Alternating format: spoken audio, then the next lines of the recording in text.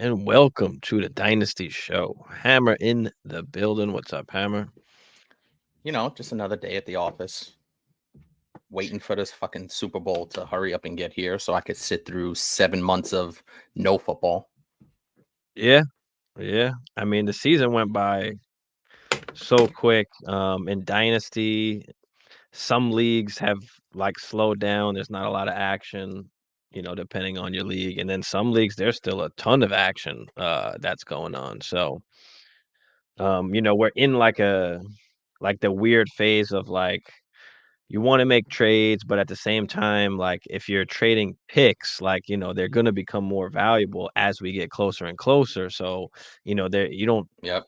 need to, rush it. You can take your time, be patient, because there's gonna be a bunch of different trades that are gonna come in your inbox between now and, the time that draft comes, so, Mm-hmm. unless the deal really absolutely makes great sense for you and it's like a smash deal, then okay, but otherwise, I would just hold on to the picks for now because you can always make those trades later on, right? But you never know what somebody's going to be feeling one day, and all of a sudden send you a trade, and then that trade might never happen because you traded away earlier on for something, and you wound up being able to possibly get something better later on. So it's we're in that weird situation now, especially now with the older guys. Nobody wants any of the vets right now. Nobody's scoring points, so any of the older guys like Evans, Diggs, Godwin, like Keenan Allen. I can't move any of these guys right now, and I'm a win now team, so I don't need to Mm-hmm. move them in this one particular league, because I have some young guys also, but can't move them now, so I'm gonna have to just wait till we get in the season when guys are actually scoring points here. Yeah, I feel that. And I think one thing I've learned, especially going into my fourth year playing Dynasty, is those draft picks, once you basically finish the Super Bowl, those draft picks become just infinitely more valuable. So there, like you said before, there is that weird point of the season where we're at where the Super Bowl hasn't finished, but people still want to be active and make deals. But those draft picks, if there's a deal that you can make that you just have to make it, but try and hold on to those draft picks because at least till we get to the next month or so, because those draft picks become extremely valuable once a draft hits and everybody wants to get on, move up in the draft, move down in the draft, et cetera, et cetera. So I think what you said about those draft picks is something that I've definitely lived, and if you could stock up like on a bunch of seconds during the season, maybe some back end first, you can use that as ammunition as the draft gets closer. So don't just think those, late firsts, seconds, even thirds at some point could become valuable. So Yeah, yeah, man. there's a few leagues where I have a bunch of thirds and fourths. We probably should do a show on that, like, what you can do with those, because 'cause you're not making all those picks. There's a lot like, if you look around your league, look at some of the teams, like, they have just way too many picks, and they're not gonna be able to Mm-hmm. make all the picks, right? So what are they gonna do with with those picks? Can you get rid of a few guys, maybe a few roster cloggers and pick up picks if you don't have picks? But if you do have the picks, like, what do you do with them? Right? So, Yeah. we can get into talking into that as well. Daniel Berry, what's up, Daniel? In the building as always. Crispy, what up, Yes, Crispy? sir. Huss in the building, what up, Huss? But yeah, I mean, what are you doing right now? With the dynasty teams that you have. I'm sure you're like me and you're looking at it every fucking night. I'll be honest, I wouldn't say I've been looking at it every night. I would say maybe three Really? or four times a week I'm looking. I know there's been some activity, A week, a but day, motherfucker. yeah, I just I've been kind of just sitting back a little bit, waiting for some. Well, the subscriber league's a little bit different. Like the subscriber league, I've been more active in because people, are active, and I was close to a deal with one of our sub guys, but he just like it went from like a 4 player total deal to like 8 or 9 players. It just kept getting crazy out of hand. So I'm like, you know what? But don't do This that. is this yeah, this is becoming a lateral move. I'm not doing this. If I'm gonna make a move, and one of my pet peeves is when you're making trades, if you can make it 4 players maximum, so you can always kind of see what you're getting the best part of the deal or what the best part of the deal is. So But with the home league, I do have to make some moves because my team has entered that weird spot where I have 2 or 3 really good players, and everybody else is just like, am I still holding on to that win now, or should I hit the tank mode?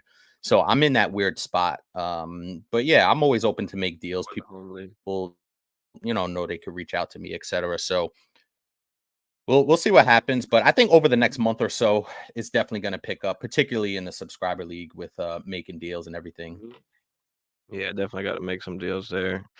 I mean, home league, I was just looking at my home league team. I'm like, yo, my team is kind of stacked right now. I like it. Like, I can't really make much moves because of the people that are in the league. Like, and you'll know your league, like, especially that this particular one is a 1 QB league. It's just a little more limited as far as like the options Yeah, you have, the yeah. trade options, the trade Draft picks partners. aren't as Like, valuable. Yeah. it's very, very, yeah, it's very different. So Damn, Blanc. we got the Bagala in the building. What up, Oh, Bagala? No invitation for the Bagla. Damn, My guy Blanc. ghosts the us all the ghost. time, and now Listen, we want I some. working. I have to work, bro. I'm You surprised I'm home on a Tuesday today. That's because gotta I do what worked you gotta last night. do. But yeah, tonight's Dynasty content is gonna be RBs. We're gonna go over Dynasty basically rankings and tiers. And I was trying to tier. It's like it's so hard to even put them into tiers, let alone fucking rankings. Almost. Because it gets after, like, the first 5, 6, it's like, RB4. Yeah. kind of put whatever Yeah. you want after that. It's all I could, Muddy. The you can waters tell are yourself muddied after that. you can tell yourself any story that you want to make your, to put it how you want. Like, there's so many possibilities. There's a lot of just RB2s now. There's not those workhorse guys, right? The Brees Halls, the Bijans, like the Saquons, like there's not guys after that. Everybody else is just kind of in the committee, like, so do you go with the upside? Like, And I think what we've But seen is for running backs, especially a guy like Tony Pollard's the perfect example, right? Where a year ago people had Tony Pollard just, in that top 8-ish type deal, and running backs roll over from year to year outside of, like you said, that those top 4 workhorse running backs. We have some running backs that are getting a little bit older, right? With the Derrick Henrys and guys like that. So and teams draft running backs with no hesitation, regardless of who the other running back on that roster is. So that's why the running back is Unless such a it's one of fickle those position. big guys, yeah. But even still, right? Kenneth Walker had a fantastic season, and they go out and draft fucking Sharps, right? Like ETN, right? Yeah. ETN's a really good running back. They go out and draft Bigsby. Yeah, So but Bigsby didn't get really that much work this year. And you're you're muted, agree, Steve. You're muted. Steve, you're muted. I say, yeah, Bigsby didn't matter. No, but what I'm saying is, right, but going into last year's drafts and stuff like that, Bigsby was a hot pickup, no? And we thought he would affect some of ETN's value. So regardless whether that guy does something or not, the perception when they draft a running back in the 2nd or 3rd round is, oh shit. You know what I mean? Like, your eyes open up a little bit more than anything. Yeah. You just don't know. Isaac, what's up, Isaac? Yeah, I was really disappointed in Pollard, though. Like, you thought, like, and not that you thought he was just gonna, tote the rock and get all of these carries, but also in the passing game, his season was a little underwhelming. And I don't know, is that the team success on the road or whatever, but he didn't look like the guy he looked like when he had Zeke back there taking the pounding and you know what I'm saying? So yeah, I guess you're right. Pause. But getting those hard-earned yards and stuff like that. So, but I think one of the things, though, to your point, is we talked about this, right? When those type of guys, like when you have those 10 to 12 opportunity guys, when their usage goes up, the efficiency is going to go down, and he's not that type of guy. You can't give him 20 carries a game. Yeah, no, he's not. That he's not built for that. You know what I'm saying? He's just and they tried to force him in that role. Yeah, because they saw all of the explosive plays and things like that. But it's something to be said that Zeke was softening it up, and then Pollard was a good change of pace, and I think that's what he is. He's a good change of pace back. So we see a lot of these a lot of these RBs now are that kind of way. Like, you can't give Achane 20 carries. He doesn't need 20, but if you give him 20, he's not going to be as efficient as he is with, Right. that 12, 13, that little Yeah, sweet but spot, I think that's that they give him. Well, we'll talk about more about that when we get into the I rankings. think that's a But little bit of Monologue boy. outlier. I think it's an outlier only because of the offense he's in. Like Mike sure. McDaniels does a great job of just making the most out of the touches that he gives all of his players that has that speed. Waddle, Tyreek, all of them. You know what I'm saying? So when you have a coach like that, it's a little bit different. But here's the key. I would rather have Achane healthy for 16 games, giving him 8 or 9 opportunities a game, rather than giving him 15 opportunities and he only plays 10 games or 8 games, Yeah, well, or whatever. because he's You know what I mean? he's that damn explosive. That's why. But that's what I'm saying. I'd rather give him his 8 opportunities, 9 opportunities a game, and know that he's not going to break down over the course of, the regular season, where if you're giving him, if he's starting to creep up into that 15, 16 touch per game kind of role, he already broke down this past season, right? He missed a chunk in the middle somewhere after that, those fucking lightning games, I think in week 3 and 4.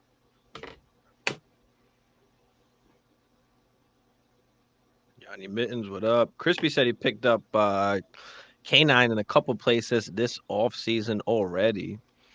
And Interesting. it just depends what you pay, really. I mean, I'm okay getting them, but what did you wind up having to pay for him? Like, and we'll talk about him here when we start doing the rankings, but there are, I guess, still some question marks, right? I mean, Pete Carroll's not the coach anymore. I mean, he's still going to be in the building, it looks like, but maybe, does that change? Like, we don't kind of know. He hasn't shown anything in the pass game, right? The last for the first 2 years. He showed a little bit, but what I like Walker this coming year for one simple reason. I think they draft a quarterback, and I think there's going to be some turnover with Geno. So, like, at some point in time this year, you might see a rookie quarterback in there. And what do teams generally do when you have a rookie quarterback? They run the ball. So I would picked it up. Well, Sharps did, but I think if they're struggling, they have another season like they did this year, and they have a rookie quarterback on their roster. I think they end up going with the rookie, and you're going to see both of those guys eat. But that's why I like Walker for this season alone, is that he might be behind the rookie quarterback, and that might turn into extra touches for him and Sharps for that matter. He can catch, but I don't think they want him to be the receiving back. Like, there's 2 ways this can go. Is it just a split timeshare, or is Kenneth Walker the next Nick Chubb? That first and second down back that's banging it in the goal line. Like, that's kind of the two. That's kind of the 2 ways that I can see that it can go. I think he's a very good runner. He's a great runner of the football. He's a good running back as far as finding the holes and doing what he needs to do. But I don't know if they want him to I don't think they might not want him to be necessarily that 3-down workhorse where he gets also the pass catching work. Maybe he can be the Nick Chubb that gets to 15 to 20 carries. I don't know. I think he's a lot more explosive than Nick Chubb. Well, we have to give him credit for that. And I think they will want to put the ball in his hands any way they can. You know what I'm saying? Now, yeah, of course. I think Pete Carroll took charge just because, he saw what happened the year before with Kenneth Walker getting an ankle injury and breaking down. So I think Sharps was a little bit more of an insurance, as to, like, this is going to be our guy, but we need somebody really good behind him if he ends up getting hurt again. So I still think he's the guy there. And I think Sharps will spell him. I don't think Sharps is going to be the 3rd down back. I think he's going to come in and spell him. And if Sharps takes off, you never know what the new coach is going to do. So, he's a defensive guy. He might want to run the ball. They got McDonald. They hired McDonald from the Ravens, I think. I think they got McDonald. Yeah, they hired McDonald from the Ravens, the defensive coordinator. And, defensive guys usually want to run the ball. You know what I'm saying? And Geno's not lighting the world up. Yeah, oh yeah, McDonald. That's right, McDonald. Yeah. But So just go ahead. go ahead, Hammer. No, go ahead, go ahead. So just really quick, like we saw Kenneth Walker's snap percentage drop off considerably this season in the back half of the season. So between week 8 and the final game, week 18, he missed 2 games in there. His snap percentage was never higher than 58%. And in the first third of the season, he was consistent in the 70-80% range, which is really interesting because maybe they don't want to run him, and maybe that caps his ceiling a little bit. You know what I mean? Where he was getting 20 plus totes, like roughly, and then he's in the 16, 17 range. Not a ton in the passing game. So maybe there's something to that. What do we say about Pete Carroll in the beginning of the season once they had signed like Charbs is he's going to play the hot hand. He doesn't care about the draft capital. He doesn't care about any of that. Like he'll play the guy with the hot hand. We saw that like with Chris Carson back in the day. And that's kind of exactly what happened where Sharps was getting like a little hot. He looked a little good. And like they started, taking K9 out a little bit more. So now that there's a coaching change and all that, does that change, So like I said, I think it could go that one or two ways. Like you said, Bagala, maybe he gets those Chubb-like, carries and workload, and then maybe Charbs is that third down guy or the pass catching down guy, or is it just kind of some kind of split? And that obviously would suck, but I mean we see it more and more now, right? His efficiency was down by half a yard. He was at 4.6 last year and then 4.1 this season. So that's that shows maybe a little bit of wear and tear from that rookie season where he was just running all over people. I mean, and what's his fantasy finishes? I mean, he hasn't been higher than what, RB15? What is he, 18, 19, something like that? Full PPR, he was 18 and 19 respectively. Half PPR, 16 and 19 respectively. But remember, his rookie year, he really didn't play the first month. And then last year, he just wasn't, or this past season, he wasn't super efficient, and he did have a little bit of an injury thing. So, and they use Sharps, man. Yeah, that's what I'm saying. I mean, how long? It's hard to rank him up high because he is young, but at the same time, it's rough. Isaac said, "Who's the next RB1 come up?" Tajay, Zamir.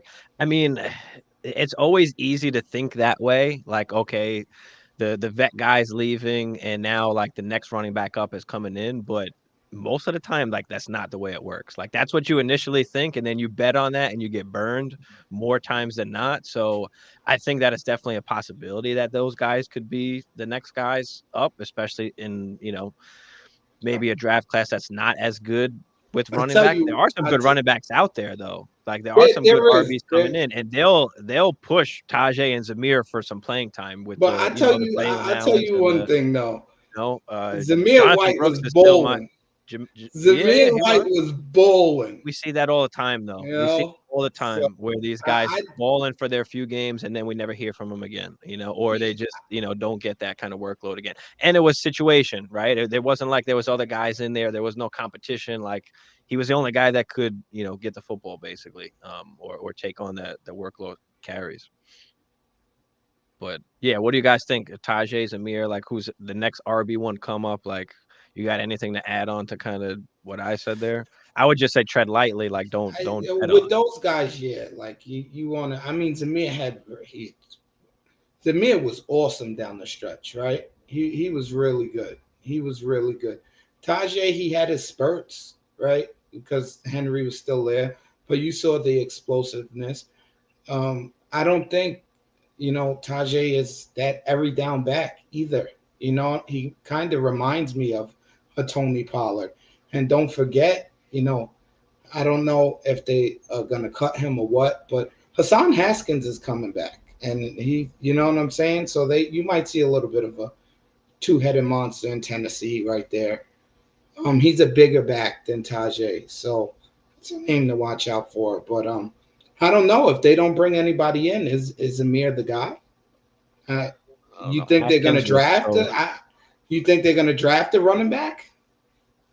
Hassan Haskins was so bad when he got his opportunity. He was it was horrible. I don't have faith in them. They'll probably bring somebody else in, but I think there's possibilities that they could by situation, have some good work next year. But they're cheap enough where like it's okay to take the little bet on them. Like it's not like you're spending up to go grab these guys. So no, you might even find Haskins on the fucking in the free agent pool, the waiver wire, or something like that.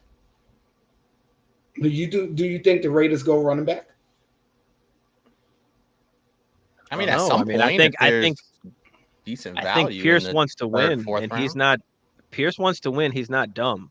He's got Devontae Adams. He's got Josh Jacobs like in his grasp, and he'll fucking give Jacobs the work. Like, yeah, but you got to sign Jacobs. They could franchise him again. That's the thing. But having Devontae, does Pierce say, bro, this is his chance. He's the coach. He's the coach right now. Like, this is his shot. Like, he can't fail. Like, and he's got some win now guys. So does he go out and get some kind of veteran quarterback to try and lead this team? He's got good weapons, right? Devontae, Jacoby. They re-signed Jacobs. I mean, you've got a decent squad. You just need a quarterback. Yeah, I'm not gonna try. Fucking, what's his face? Jimmy. I think Jimmy G's done there. No, not Jimmy G. No, the kid, the O'Connell. Aiden O'Connell. No. I'm not gonna try him out there. You have Walker in any leagues I'm in? I don't have Walker Crispy. I don't have running backs, bro.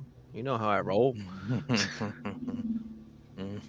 Yeah, Steve. I'm the guy with the. Steve doesn't like running backs until he needs them. No, it's yeah, until I need them. Yeah, exactly. Yeah. I don't like to tie up the value in them, so I try and build in other areas, and then when I need the RBs, I go get them. Or I have the Fords, I had the Kyrens, like those are the guys that I had on my bench that wind up like working out, and all of a sudden now you've got and he likes to play that. I don't like running backs and things like that, and he just tries to drive the price down on them a little bit. Yeah, I like to build. I like to build with the wide receivers because if I've got a bunch of wide receiver 1s and 2s in my flexes, and I've got to go against your wide receiver 4 or 5s that are finishing, like that's a huge advantage where I can take a little bit of hit at running back and just hope they give me a decent amount of points, and I can come out on top. And that's for me at least. It's worked out well that particular way, and just stashing these backup RBs because once they get playing time, you could just one game here, one game there, 2 games here, 3 games there. Like guys get injured all the time. So these backup running backs, you can just kind of plug and play sometimes if you have enough of them. And even with the RB situation, there's always going to be that second RB on any team that's going to get valuable work that you can, have a touchdown, even if he's a touchdown dependent guy. You could find those valuable RBs. So there's only 3 or 4 running backs that you could plug in on a week in, week out basis and feel fucking great about. So let's just call it what it is. That's the thing. Like 10 through 30, like there's not a huge point difference there. So I'll take the guys in the 20s and 30s like that. I'm okay with that because I can make up the points in a different position if I'm taking advantage there, And when guys get hurt, it fucks you. If you have all this value in the running back position, like that hurts. And I always come back to the same example. The one, a huge mistake that I made when Cheetah first went to the Dolphins, right? Javonte was a fucking like top 5 running back that knew hot as shit. And I traded Cheetah for Javonte, and fucking Javonte blows his knee. And now look at him. He's like RB, what? And Cheetah's a beast. 15 to 20 damn range, and look at what Cheetah's doing now, right? So it doesn't even matter that Cheetah is doing what he's doing. The fact is that I bet on a running back, and when he got hurt, I lost all that value in that running back. So you can bet on a running back, but you don't trade Cheetah, Steve. Bro, at that time, like Cheetah wasn't going for 17, 1800. I mean, that wasn't Cheetah. He was still giving you 1,500 yards. That's all right. I still got like. But I will say, I still got a top 3 dynasty team in that league, so it's okay. I came back from the loss, and that's what matters. You got to bounce back. You got to dig in and make moves. There is no defense, but at that time, right, there was some uncertainty with Cheetah going to Miami with Tua. How's Tua? How's he going to be involved, etc. You could look at it in hindsight and go, Cheetah's been the MVP virtually the last 2 seasons, but. The fantasy MVP the last 2 seasons. But at that time, I didn't understand it, but I could see where you were going. But the problem is that you traded Cheetah for a guy that he got virtually no value in, right? Nothing. So that's That's what it that's a is. tough one.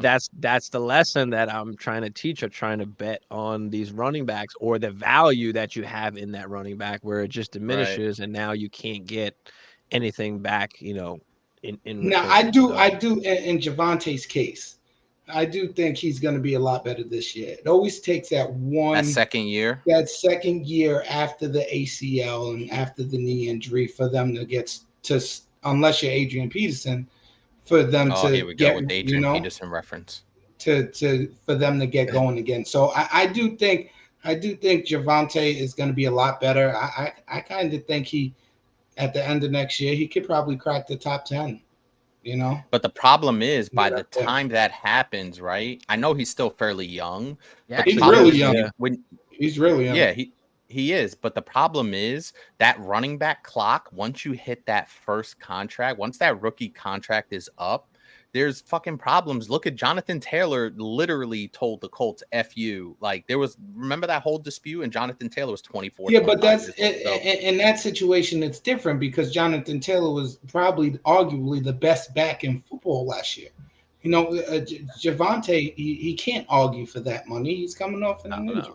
I can't do that. No, I agree. But my point really quick is just that that second year, he's already going into his fourth year now, right? So it's the clock on that rookie contract where teams are not going to want to pay you. Somebody will pick him up and he'll still be around, but like there's uncertainty with his value because is he going to go to a new team? Is he going to be part of a two-headed monster? Is his value going to be capped? And I guess circling back is when you trade Cheetah for a guy like that, you expect the big dividend in return. And when you don't get that, now you're taking 50 cents on the dollar. Yeah, it hurts, We live and we learn, and my squad's awesome, so don't even matter. No, here we go. I was looking at it. I'm like, damn, like I got a squad. I don't really have any trades to make.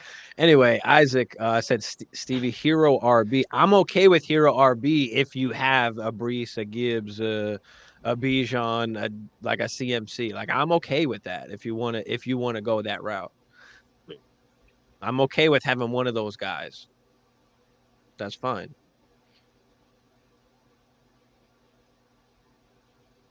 I get the handcuff. Yeah, I feel you. Isaac said Saquon probably leaves for same reason. Franchise tag might cost too much for Jacobs. Saquon said he wants to come back. Saquon doesn't want to leave. Mil?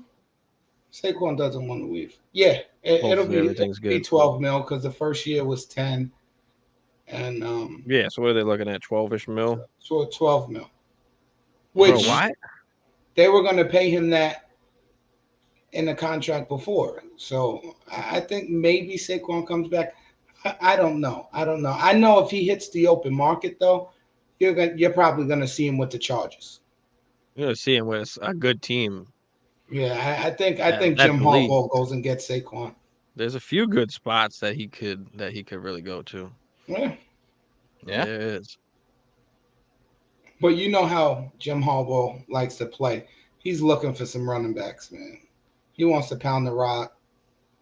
So Eckler's not. Damn, imagine Saquon on that team with the Chargers. It's be fucking ridiculous. With Herbie, it's stupid. It's dumb. It's dumb. I don't want to imagine. Baltimore sounds like a good destination. Baltimore, Texans, Dallas. Shut your mouth. Shut your mouth. Shut your mouth. No, I'm not entertaining this idea. Move on. Did we strike a nerve? Yeah, you did. yeah, you did. That's funny. Oh man. Barkley being overpaid RB2, San Diego. I think he's got it, man. I think Barkley gets a bad rap because how bad the Giants look. Saquon Barkley's a damn good running back. Well, he's a workhorse. He's one of those few guys that will get all of the work. He's nobody taking away catcher on top of it. He really is. You know what I'm saying? He's one of those guys you got to get the ball in his hands. For sure. Yeah. But all right, let's get into some of these RB rankings and tiers, and let's get into some of this. But I tell you, it is ugly. I feel Mm-hmm. like it's very ugly. It's very difficult to kind of rank or tier almost any of these guys, especially at the I RB agree. position, where it's kind of almost a year to year ish After that thing first tier, it's nowadays. WTF. Yeah. Second tier, maybe. So I will pull up my first tier here, and we'll talk about it. In this first tier, you can literally mix and match any of these guys Yep. that you do want. Yep. This is I think this is the particular way that I have it at the moment. Bijan, Brees, Gibbs, CMC. But like I said, you can mix and match anyone. You can make the argument for either of them. So I got no argument for anybody that wants to take any of those guys up there, for their RB1. But how do you guys feel about this tier? Do you think there's anybody else that deserves to be in this tier, or is this kind of locked in? And what's your guys' thoughts on that? No, this is easily the locked in tier. I do have Jahmyr Gibbs ahead of Brees just because that Jets offensive line is so bad.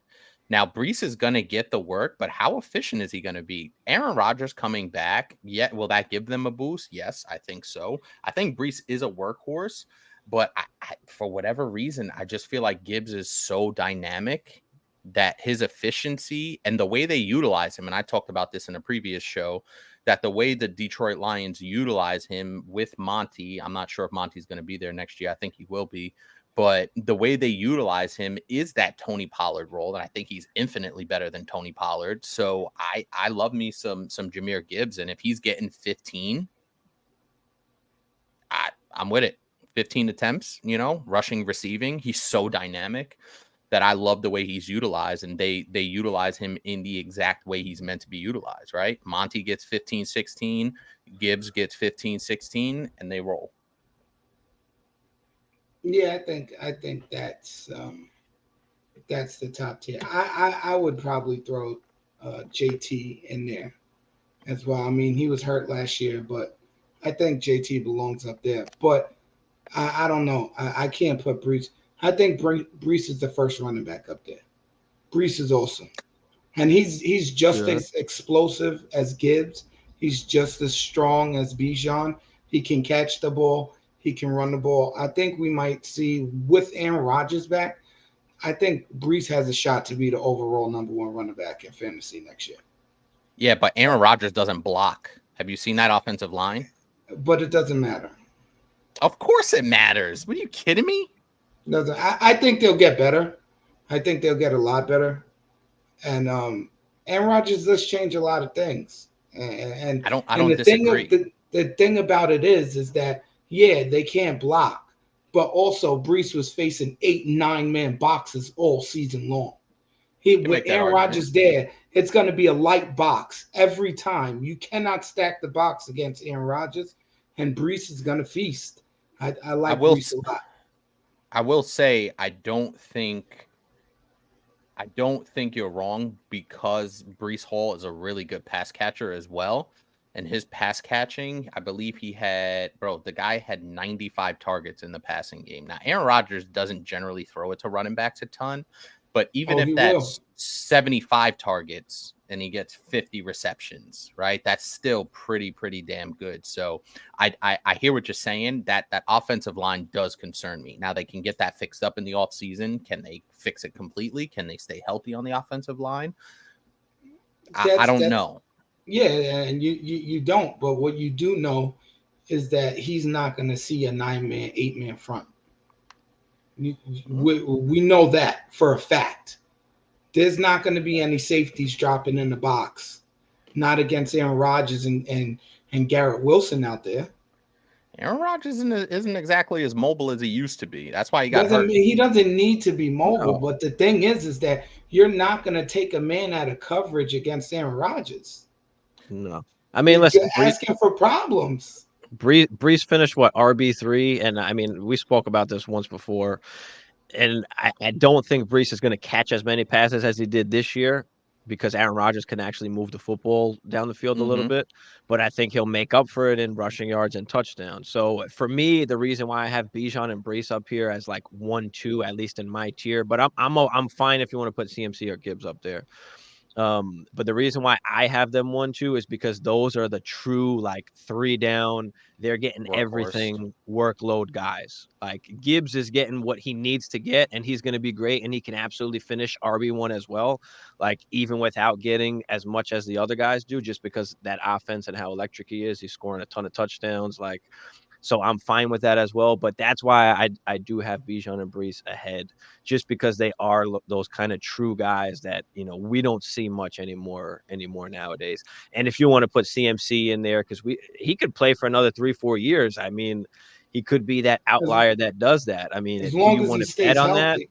or expect that? It's probably not the greatest idea, but he could absolutely do that. I mean, As, so if you yeah, want to put him at 1, I'm fine with that too. You got no argument from me there. Yeah, I do like CMC. The thing that worries me is that massive workload that those guys get right now. He has had some injury history in the past, and I just think anytime we see that massive workload, it manifests itself in the next season. But listen, they have an amazing team. There's no reason to think that he can't continue to produce at a RB1, high-end RB1 clip. So all 4 of these guys, like you said, you could kind of mix and match them. Obviously, Christian McCaffrey is the best one out of all of them right now, but in 3 years, is that going to be the case? That's kind of what we're talking about. So I think having him in that tier 1 is absolutely fine. Like he's the best right now, and he's going to be the best going into next season. But in 2 seasons from now, with another, 300 plus touches each of the next 2 seasons, that's going to catch up to running backs. That's why we put in catch a up to tier. anybody. It doesn't mean that right now for 1 season we want to have, any of the Right. Bijan over CMC. Like, no, of course I want, if I want to win right now, like I want CMC as that guy. Like, yes, I want those points. I mean, look at what he did. Right. But that's why we kind of put it in a tier, because not everybody wants to have CMC, right? Even though he's scoring all those points, he's not crazy valuable like on the market. Like people don't want to pay what he's really worth. Like I don't really know what his actual worth is, because he is getting older, but at the same time he's putting up insane points. So it's like he's worth a ton, but nobody's going to pay that, right? So He's in the same conversation that we have about Tyreek Hill. Like that's the exact parallel from his position, because Tyreek Hill is much older than some of these younger stud wide receivers, but Tyreek Hill is so goddamn valuable and so goddamn productive that he has to be mentioned with those guys if you're talking about dynasty rankings, because he's so good. And CMC is in the same position because he is much older in running back years compared to the guys he's in this tier with, but because he's so much more productive, over the course of a season and on a per game basis, he's got to be in there. Oh, did you see the Instagram video that his wife put up? I think it's his wife, or it could be his girl. I don't know. Is he married? I'm not sure. But I anyway, think he his wife had put a video up of like him waking up in the morning, and she's like showing the bed. There's blood all over the bed because like his cuts and shit I The are did see bleeding. bruises something all like that. over his And then he arms. gets up The to walk to the bruises, yeah. bathroom. He's got a huge fucking bruise on his arm. He's like gingerly walking kind of to the bathroom and shit. And he takes a beating, like, so But don't read into that, because that's every football player wakes up like it is, it is, every but football player wakes it up is, like but we've seen CMC have injuries before, and the fact is just that he's taking a beating, and how much longer is his body going to be able to put up with that? Now, well he can yeah. defy all fucking odds and do this for another 3-4 years. I'm not denying that at all, but as far as just his dynasty value in general, like it's tough because you can't Nobody really wants to move be him that team for that what you want. has CMC when he breaks down. That's the Right. thing. You Of course. want to pay for him, and then the next year it's like, it's the decline starts. So that's why you can't really tell what his value is, what you want to pay for him, and a lot of people are scared away because he is a running back. A couple of years ago, I think we had the same conversation with Henry, right? Yep. Somebody was trying to trade Steve Henry or trying to trade Henry, and it's like, he's awesome, right? But do I want to have him when the decline starts? And no, I don't, because then I can't get rid of them. Or if I do, I got to take 60 cents, 75 cents on the dollar, right? So just really quick to further that point we're talking about with CMC. In the past 2 seasons, he's had 500 carries and 190 targets in the past 2 seasons. You're talking about almost 700 opportunities in the last 2 seasons alone, rushing and receiving. You're telling me that's not going to take a toll on a 27, 28-year-old running back? Oh, absolutely. But that's the key number right there, 27, 28. 30 is the magic number for running backs. Yeah. I hear it. You know? Bagala, you mentioned JT. The only reason I can't put JT in there is because he can't have as good of a season as I think as some of these guys. Like even his RB1 season was like one of the worst RB1 seasons we've seen in years. And I love JT, but I just can't put him in tier 1. He does lead off tier 2 though for me easily. And I think that the top 5 is pretty much solidified as like these top 5. But I wouldn't necessarily put him in tier 1, but I do have JT there, and then also in this tier we have ETN. We have, where are we? Kyron. Yeah, boy. And we have. I would like to say, we have Achan. And in this particular tier, I have these guys here because they are younger guys, but after JT and ETN, there's question marks after that, even with Kyron, even with HN. But I feel like they have to be here because of the workload that Kyron got, even though he couldn't stay healthy. But everything is kind of staying the same as it was this year going into next year. So if all the stars align, he's going to be getting the workhorse load again. I don't particularly think that he's safe after that season, or like for future years. That's what I'm worried about as far as the future. And then you got HN, who can't necessarily stay healthy, but we see the explosiveness. He is extremely young. He's playing with a bunch of older running backs as well. So is he the future? I think he's always going to be a committee guy. He's never going to be like the 1A that gets the workhorse, load. I think he's always going to be in the committee, and that's fine. That's all kind of that he needs to be. But I feel like this is my tier 2 here. So what do you guys think? I'll let Bagala, you go first on this one. I like it, but like, I think it's a little disrespectful not to put Saquon in tier 2.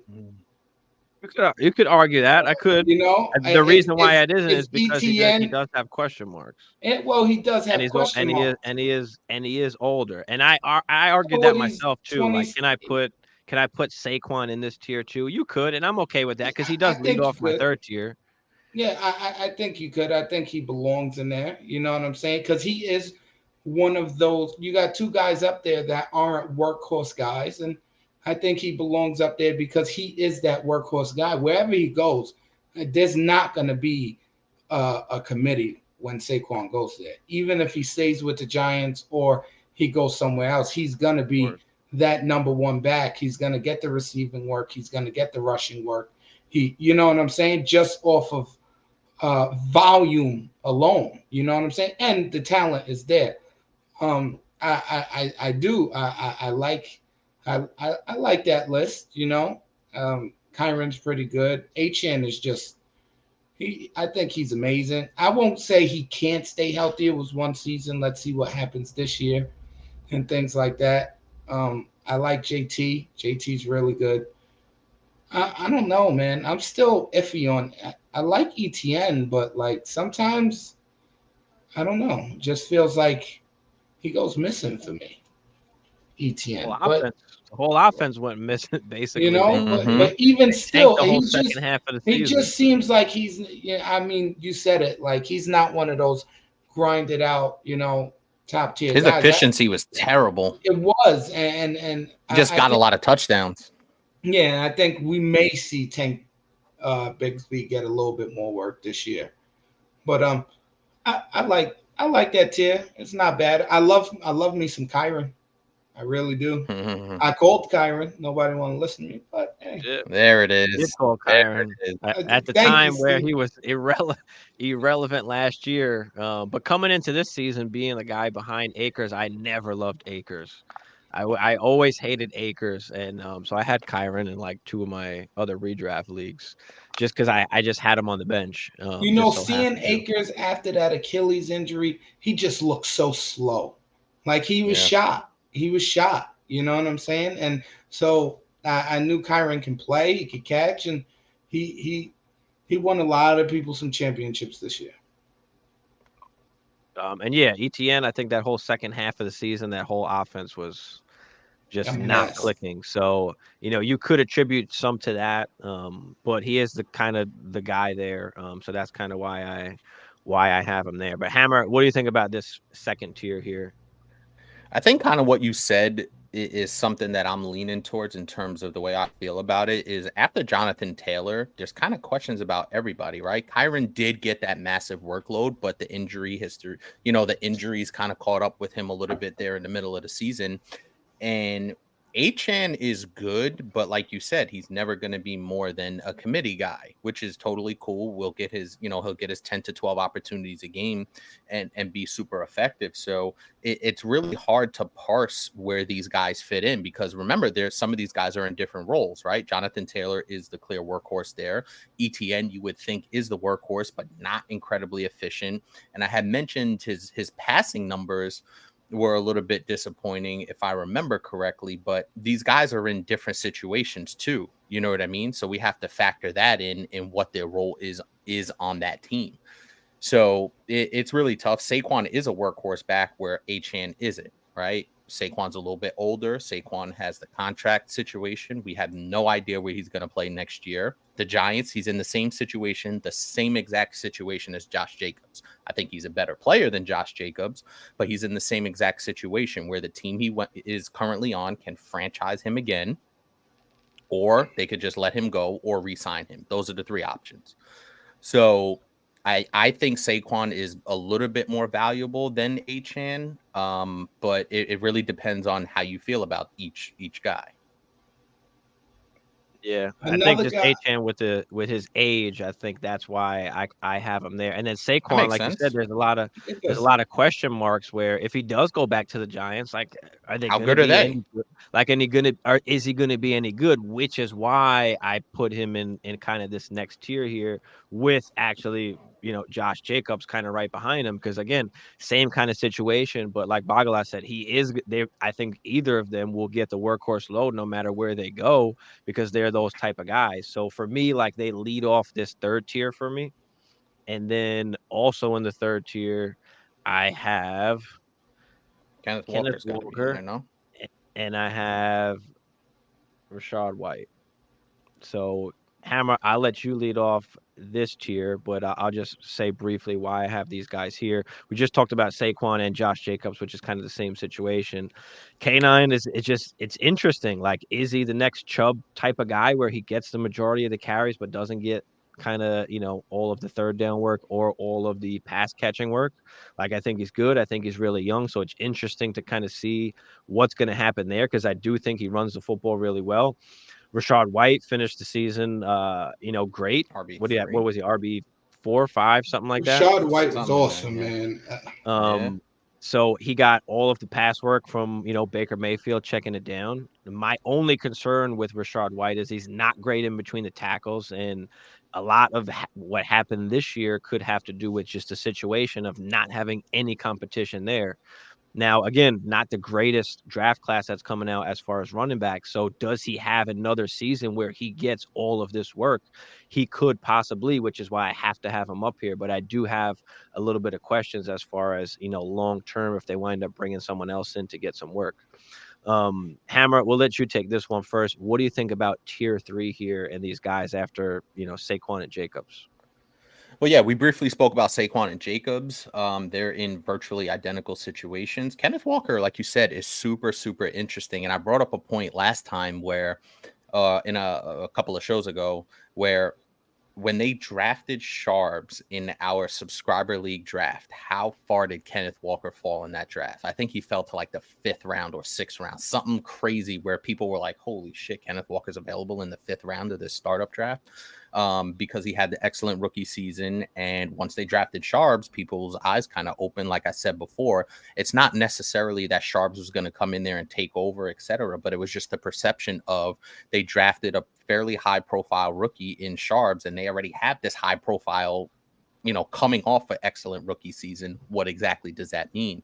So that could be a benefit to you guys if you're drafting and that happens, and you could pick him up at an excellent value in the 5th round somewhere, back of the 5th round. So that kind of, you could look at it from that perspective. And then Rachaad White, listen, man, I didn't expect Rachaad White to play as well as he did. Now, Blanc, to your point, his efficiency on the ground was absolutely dreadful, but he got 272 attempts and he didn't crack 1,000 yards in 17 games, averaging 3.6 a carry. Where he did most of his damage was receiving. He caught 64 out of 70 targets. That's a ridiculous catch percentage. And he had 3 touchdowns to boot receiving. So 9 total touchdowns, 1,500 yards. That's a really solid season. So I think Rachaad White, because of his receiving prowess, should be somewhere in that range. It's just Tampa Bay had a really good season. Obviously, they made the playoffs. So I think they're going to kind of bring that band back. Mike Evans notwithstanding, we don't know what's going to go on with Mike Evans, but I think he has a pretty sizable role in that offense. I think Baker Mayfield's going to come back, and they're going to kind of, we're kind of pretty much going to see what we saw last year from Tampa Bay, which is a surprisingly decent offense. And you got to imagine that Rachaad White is going to be a sizable part of it. Yeah. Bagala, what you think about tier 3 here with K9 and Rachaad White? Yeah, K9's the unknown, right? Is Sharp's going to take more work, or is he going to steal stranglehold on that backfield? I love Rachaad White. I know. He wasn't efficient on the ground, but I think a little bit has to do with the Buccaneers O-line and things like that. I think he can get better next year. And I there's nobody there. I think he has another season where he's going to be the only guy there, Steve. And I acknowledge that it's possible. That's what I'm saying. That's why I can't put him lower. He had a good enough season where that you can absolutely, like, if you're the Buccaneers, say like, yo, we don't need another running back. You know what I'm saying? So I like Rachaad White. I would put him ahead of K9. I might put him ahead of Jacobs and Saquon, just because we know what he's gonna get and what he's gonna be. With the other guys, you don't know. So he's the only, in tier 3, he's the only sure thing. So I probably would have let off tier 3 only because he's the surefire thing, and you don't know what's gonna go on with these other guys. My only argument with that is, like, how do we know he's a sure thing? Like, again, 2 years in a row, he's just trash on the ground. He's just not a good running back in between the tackles on the ground. And I think they would be looking for somebody in that manner to try and come in. Whether that happens or not, we don't know. Like you said, next year he could absolutely have that workhorse load, but I don't think that that's automatic or given compared to some of the other guys here. That would be my only argument there. What do you think, Hammer? Yeah, man, that 3.7 in his rookie year, 3.6 this year. The efficiency is just not great. So that you can make that argument certainly, but he does make up for it in the passing game, and I think that kind of buoys his value. Where if I was drafting, I would take Saquon Barkley over Rachaad White. I would. Just because I think he's the more superior back, both catching and running. So I would do that. But you could make the argument after there, because we don't know what's going on with Jacobs, and the K9 thing, people have kind of, soured on him a little bit. Right. People have kind of soured on him a little bit based on his situation with Sharp. So I could envision a scenario where right after Saquon, Rachaad White would be up next. Or I think he's safe. I think you can count on him being Yeah. safe, that he's gonna Yeah, get work. And there's yeah. no doubt that he's gonna get work. He's a safe running back to have for sure, and he's got that upside of that RB1 as we saw, if that situation stays the same, you know. But, I think we have to at least admit that the situation could change. Does it change? Who knows? Probably not, because there's not a ton of great guys going out there. They could probably address some other areas, but it could happen. We don't know. But yeah, I could definitely see moving him up if he definitely has the same situation coming into this season. Marty in the The building. the What up, Marty? Marty, the Jamie, what's good, Jamie? The interesting thing, though, that I find about doing this running back tier list is that there's always going to be guys like Raheem Mostert, right, is the perfect example of why it's so difficult to put a list like this together. Because Raheem Mostert was RB1 for pretty much the entire season.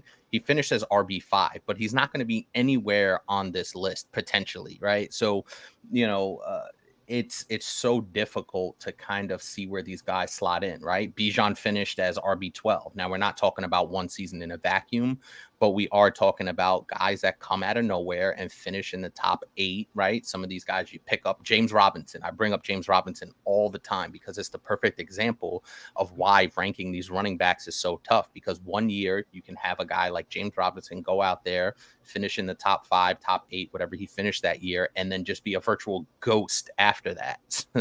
So, right, due to injury, they drafting somebody, whatever the case may be, it's so volatile, which is why it's so difficult to kind of put these lists together.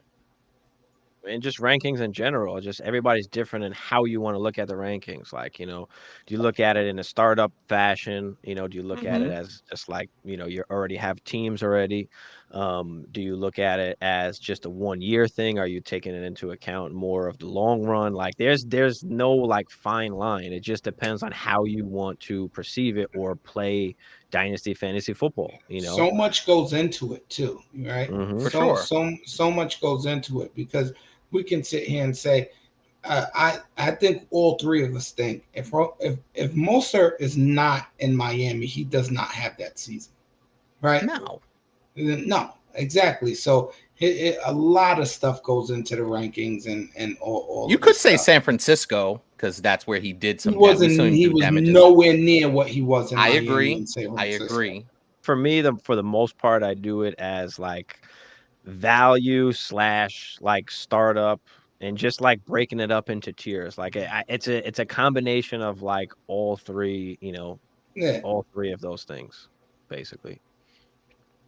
Yep. Um, all right, so let's get that finishes off that particular tier. And as we get into tier 4, we've got the Pacheco, who everybody loves. We've got the Alvin Kamara. We've got Monty, and I've got Derrick Henry in this particular tier you're here. missing And one. this is a tough tier. What am I missing? You're missing one. Who? You miss, and I know he's had some injuries, Go but when ahead. he's on the field, he's damn good. Who? You're missing 33. Hmm, You're missing 33. Oh, Aaron I Jones? Yeah, you're missing 33. He's older, but if you're gonna put Henry in there, Aaron Jones is damn good when he's on the field, dude. The only thing is He's not on the field. So what's no, he's not. And he's you know not what's on the fucked up? field. I could understand it, but at the same time, like he's just not on the field. He's just a guy that we even though Henry is older, we've seen that he can do it still.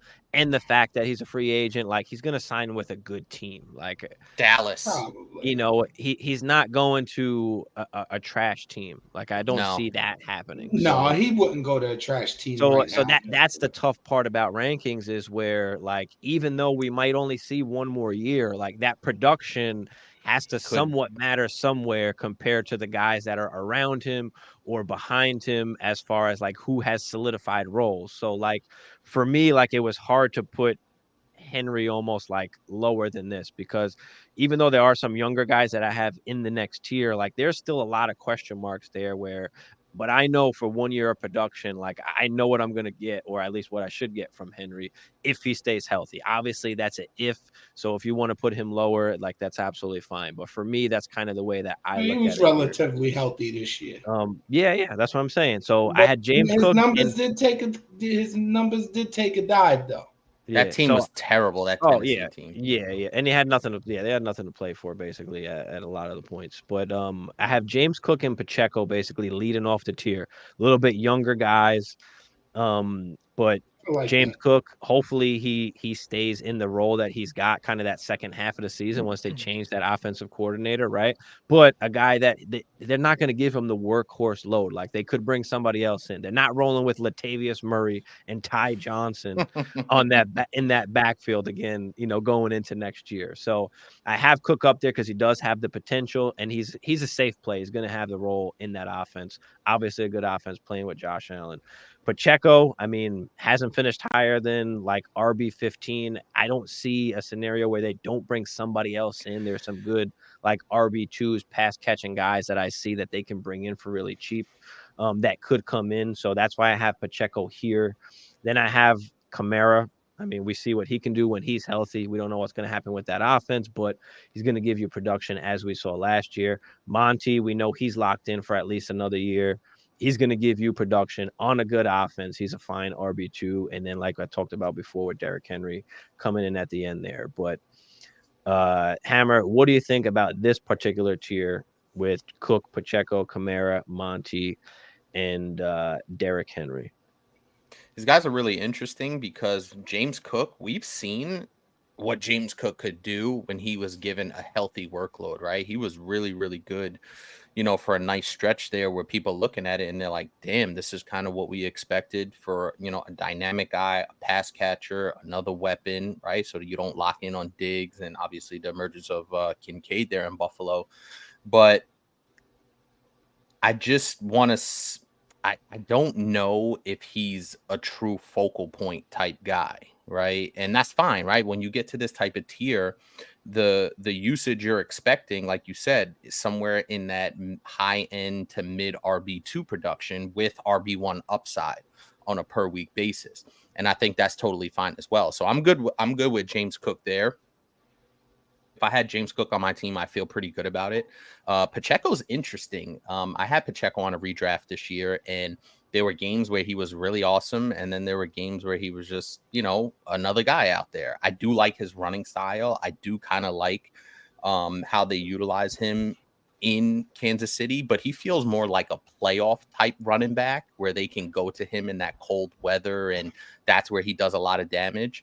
So Pacheco's really interesting. Kamara, I think, is one of those guys where his longevity it could be there for a little while, not necessarily top end like we saw 4 or 5 years ago, but just steady because he's never really taken. I've never really seen Kamara take a huge hit, right? So he'll be in that 800 yards rushing, 500-600 yards receiving type range, and we saw when he came back this year after the suspension, he came back with a bit of a vengeance where people were like, oh shit, got it. So I'm comfortable with Kamara if he was my RB2, just because I think his style of running and how they utilize him, he's kind of like an Austin Eckler type, where he's not going to go crazy in rushing or receiving, but the combination of the two is going to make him, have some RB1 upside, but solidly in the RB2 spot. And then, as you mentioned, Monty is just really solid on a good offense. Henry is the real interesting one here, because if he goes to a team like Dallas, like Henry still finished RB8 on a terrible team and played all 17 games, right? 12 touchdowns. It didn't feel like he had 12 touchdowns. So if he goes to a team like Dallas, I think he could easily have another top 8 type season. So once you get into this, this tier 4 type situation, you can make the case for certain guys. You could say things, against them, like you said. It's a matter of perspective. But yes, 2 real interesting guys here are Kamara and Henry, as really good values. Yeah, it's just hard to gauge, like, what Mm-hmm. what do you do at like we said, after, like, the RB5, it's just kinda pick who It's you a want, jumble. like, I don't Yeah. care, I'll Yeah. take any of these guys, you know? I will say I Yeah, I'll do trade like the down, guys that do have some more receiving upside, especially as they get older, sure. like a Kamara. I Mhm. think I like that receiving upside, going into his latter years because that'll help him hang on for a little bit more and be productive enough where it's like, damn, now he becomes a value at that point more than anything. So yeah, super interesting. Sure. Bagala, what you thinking about this tier here? I like it. I like it. Yeah, like if Henry ends up with the Ravens or like Dallas, you say that he's gonna, you know what I'm saying, or maybe even the Chargers or something like that, have a really good year. Like I agree with you, Polish. The guys that can catch the ball in their later years, I think, are a little bit more valuable. They keep a higher floor than just the pure rushers Mm-hmm. because Mm-hmm. you can always dump it down to them, especially in the PPR league. They're always going to gain points. You know what I'm saying? I mean, Henry catches maybe one or two passes and he ends up taking one or two passes to the crib. But like Kamara's a guy that he'll probably get you 4 or 5 catches a game. Like he's pretty good. That's solid.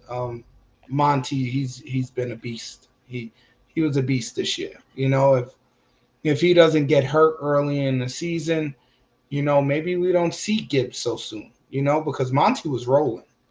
Yeah. So you know what I'm saying? And I think it forced Gibbs in a little bit earlier than Dan Campbell wanted to because they were just strictly rolling with Monty for the first couple of games. But I like this tier. I like this tier. I'd still put my guy 33 in there. I think he can roll with the best of them, and I think he's gonna give us a healthy season next year. I really Us? do. What is this Can we us? pull up Aaron Jones real quick? Can we pull up his Yes, we stats? can. I got it. What do you need? I don't know. Tell me about the last 2 seasons. All right. The last 2 seasons. Well, last year he was 2022, he was pretty good. RB9, 1100 yards, 5.2 a carry. That's pretty damn good. His He yards per gets carry is always going to be high. Like it's his always going yards to per be carry. 5. Like he gets 5 a clip, Yeah. baby. I'm Yeah. telling you.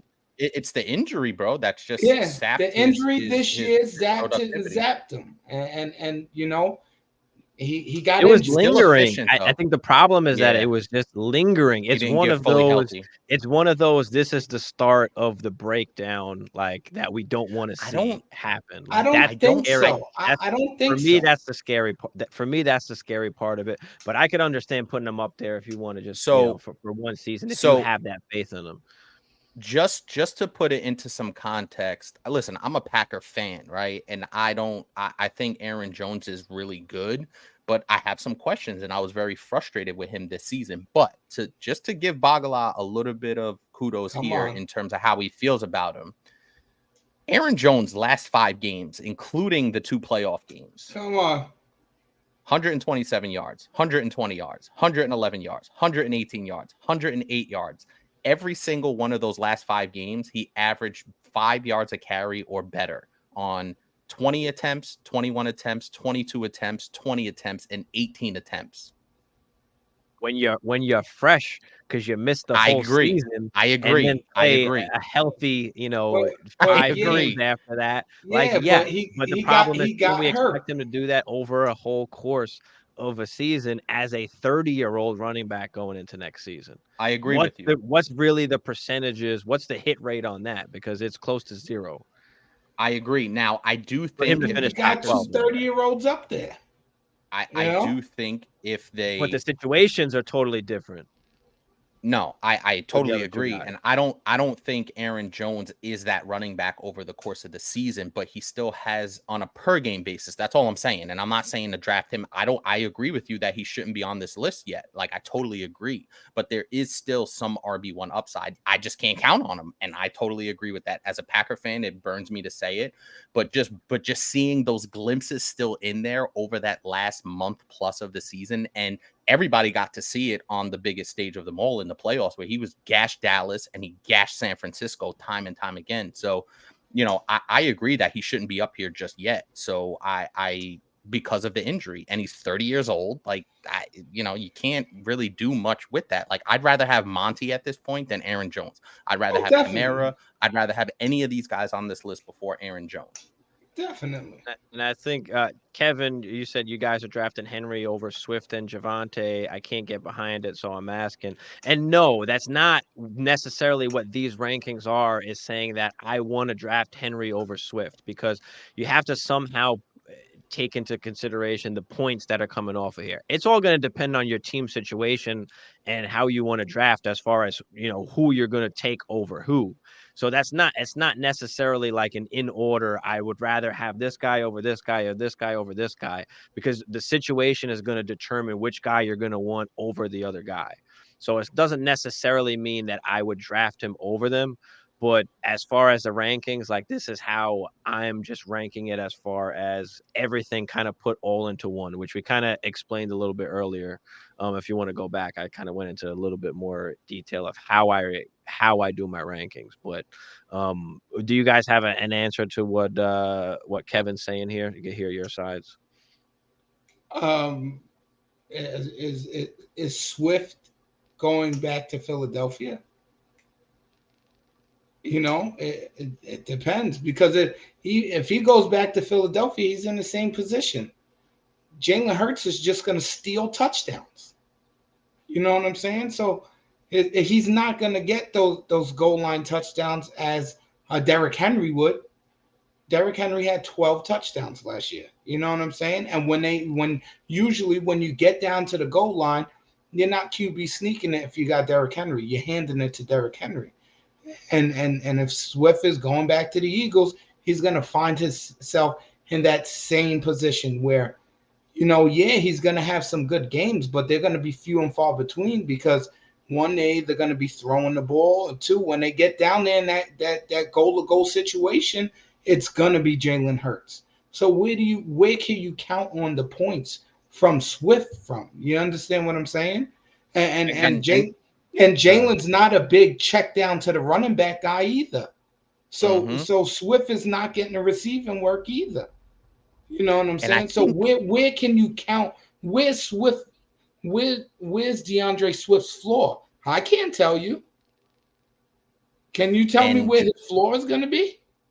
No, and just to further that point, he finished as RB20 in full PPR. So it's not like DeAndre Swift is this amazing, hit it out the park type of guy. Does he have RB1 upside on some weeks? Sure. But he's finished as RB20, like in full PPR, RB23 and half PPR. So I don't know. I understand DeAndre Swift is significantly younger than Derrick Henry, and but he's a talent. If I'm looking at it, and Derrick Henry goes to Dallas or Baltimore, I kind of like Derrick Henry bowling in 12 touchdowns again next season for Baltimore or Dallas. You know what I'm saying?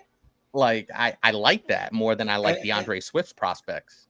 Yeah, and like I said, where can, if he's in Philly, you saw it this year. He had a few good games, but they didn't make a concerted effort to get DeAndre Swift the ball. There's too many times where you're watching a Philly game and Kenneth Gainwell is in the back. Gainwell, yeah, you know what Boston I'm saying? Scott. So yeah, for him, it's so hit or miss. It's so hit or miss. We talked about Swift, right? Blanc, I'm gonna just throw this in here, where we talked about Swift before this season, where his value is going to be capped because they have Kenneth Gainwell, as Bagala said. They have Boston Scott, that I don't know how Boston Scott still makes it into makes it on the field. And then Jalen Hurts is a rusher. I know he didn't rush as much this year. He had a little bit of a knee injury, but when they get down to the goal line, DeAndre Swift is capped at a mid RB2 in his situation. We said before the season that the problem with him going to the Eagles is that his strength is pass catching the football, being able to be kind of that dual threat guy. And the Eagles they don't do that. They don't throw the ball to the running backs like that. Yeah. So that was my concern was, okay, are they going to scheme him like a bunch of plays where they're getting him the football, or is he just going to be the running back there? And we saw this year where he was RB20, like you said. And I mean, what better situation is out there than you being the RB1 on the Eagles, where Miles Sanders just had double-digit tutties. I mean, so it's And just it's rough in that sense, but I have him like leading off this next tier here with Tony Pollard because maybe he does find himself in a better situation where they utilize his skills better. Is it one of these? Is it? We always say the Chiefs because we know they need some kind of pass catching running back. But like, is it a better situation where he could become that pass catching guy where they utilize him well and he's a decent RB2? Like, yes, he has upside some weeks. It's just hard for me to kind of put him much higher than this. Than any of these guys up here, but all these guys basically up here, tier 4, tier 5, they're all replaceable. Like replace them with whoever you want, mix it up however you want. Like we said, after RB5, you can make the case for any of these guys after that. Like it really is ugly. So I'm fine with any way that anybody has it. But leading off the next tier here, I do have Pollard and Swift. PB Dubs in the building. What up, PB Dubs? There he is. Yep. I think Swift is going to back Philly one more year. Yeah, he could. I mean, I wouldn't. No, for what? If I was him, probably not. I want I'd to go somewhere take else, my bro. chances somewhere else, right? Yeah. Basically. So, in this next tier, I've got Javante, I've got Najee, I've got Tajay Spears, I've got B-Rob, and I've got Stevenson. It's another just kind of ugly tier. And again, mix it however you kind of want it. Is Tajay Spears the next guy up? Like, is he going to get the workload next year like that some people are thinking? Because he's like RB like 12, 13 on Keep Trade Cut right now, which is like insane to me. I don't know how we can just automatically appoint him. We just see so many times that that's not the case. Can it be the case? Yeah, of course. But I don't know if I want to bet on it right this second. Javante, I mean, we know what he can do 1 year removed now from the injury. Do we see some of that explosiveness? Does that offense change at all? I mean, we'll see what happens there. Najee came along at the end of the season, got a new coach in there now. Who knows what to expect from Arthur from Arthur Smith? So there's questions there, of course. But is he going to be that first and second down guy that he was this year? And does that get any better? B-Rob, whole new regime coming in there. He is kind of the only running back there. Him and Chris Rodriguez are kind of the same kind of running back. So do they bring in another pass catching guy? Do they bring back Gibby? I don't know. Bieniemy's gone. They're not bringing him back. Stevenson, is he going to be the only guy in New England? Do they bring somebody else in? Is that team just going to be totally trashed like it was this year? There's just a lot of questions kind of in this tier itself. But Bagala, what do you think about this tier? We'll start with you here. I mean, yeah, I probably would have let off the tier with, yeah, like I don't know, I probably would have let off the tier with Najee only because he's gonna, he's gonna be the guy, and Fine with that. you saw what Arthur Smith did when he was the OC in Tennessee with with Derrick Henry. I'm not saying Najee is Derrick Henry, but Najee is a bigger back. You know what I'm saying? He did. So bigger, stronger back, and I think he's in for some good work this year. I think Najee could surprise this year, but there's a lot of unknowns here. I think the wild card in this tier here is Javonte Williams, because he could have a season where he ends up in tier 2. You know what I'm saying? If he comes back off, because that's where he started before the knee injury. And if that knee, if he, it always takes one more year after the ACL. We see guys like that, and I said that before. And I think he has the talent, and with Sean Payton, because not only does he run, he catches, and Sean Payton, offensive guru. I think Javonte really is like, he's an X factor there, and if he's fully healthy, he could find himself up there in tier 2, and he's still young enough. So. Yeah, but those are the two guys I stand out for me. I'm sour. I don't. Pollard just I never thought he was going to take off like he did. You know, I did expect more from him, and he was just a little bit lackluster for me. Tajay, you know, everybody's on this train because Derrick Henry's leaving, and you saw some big explosive plays from him. But you don't know. And plus, he came into the season. He did have knee problems. Into the league with knee problems, so you don't know if he's going to hold up. I like B Rob. Stevenson, I'd probably get him out of there. I don't know. It's just I don't know. But those are the two I I'm don't know. looking. Yeah, those are the two I'm looking at though. Is I like Javante that. and Najee. I I like agree. those two. I agree with that. The reason why I have Pollard and Swift ahead is because their situations could change for the better than them. At least that's what the hope is, right? Can Pollard go back to his kind of old role where he's not getting the ton of work? Does Swift find somewhere where they actually use him? He's still young enough where he could be usable for the next few years. But I definitely agree. Javante and Najee probably have like the most upside as far as maybe the next couple years. But we'll see. We'll see what happens there. But Hammer, what do you think about this particular tier? I know it's a kind of throw whatever you want. We're at that point now, but yeah, what do you think? Let me lead it off by saying this. I'm sick of Najee Harris and his bullshit because every fucking year, at the end of the year, he has 3 or 4 good games. And like, yeah, Najee's going to fucking break out and have a really good year. And it's the same old garbage year in and year out with Najee, where he's averaging 3.9 yards a carry. Now, he's getting good volume. He's had 255 attempts this year, 272 the year before, 307 his rookie year. His highest yards per carry was this year at 4.06. Interestingly enough, his receptions have taken a tumble, and I think that's what's capped his value. Now, does that change this year, as we talked about with the OC? Maybe, right? He's went from 94 targets to 53 targets to 38 targets.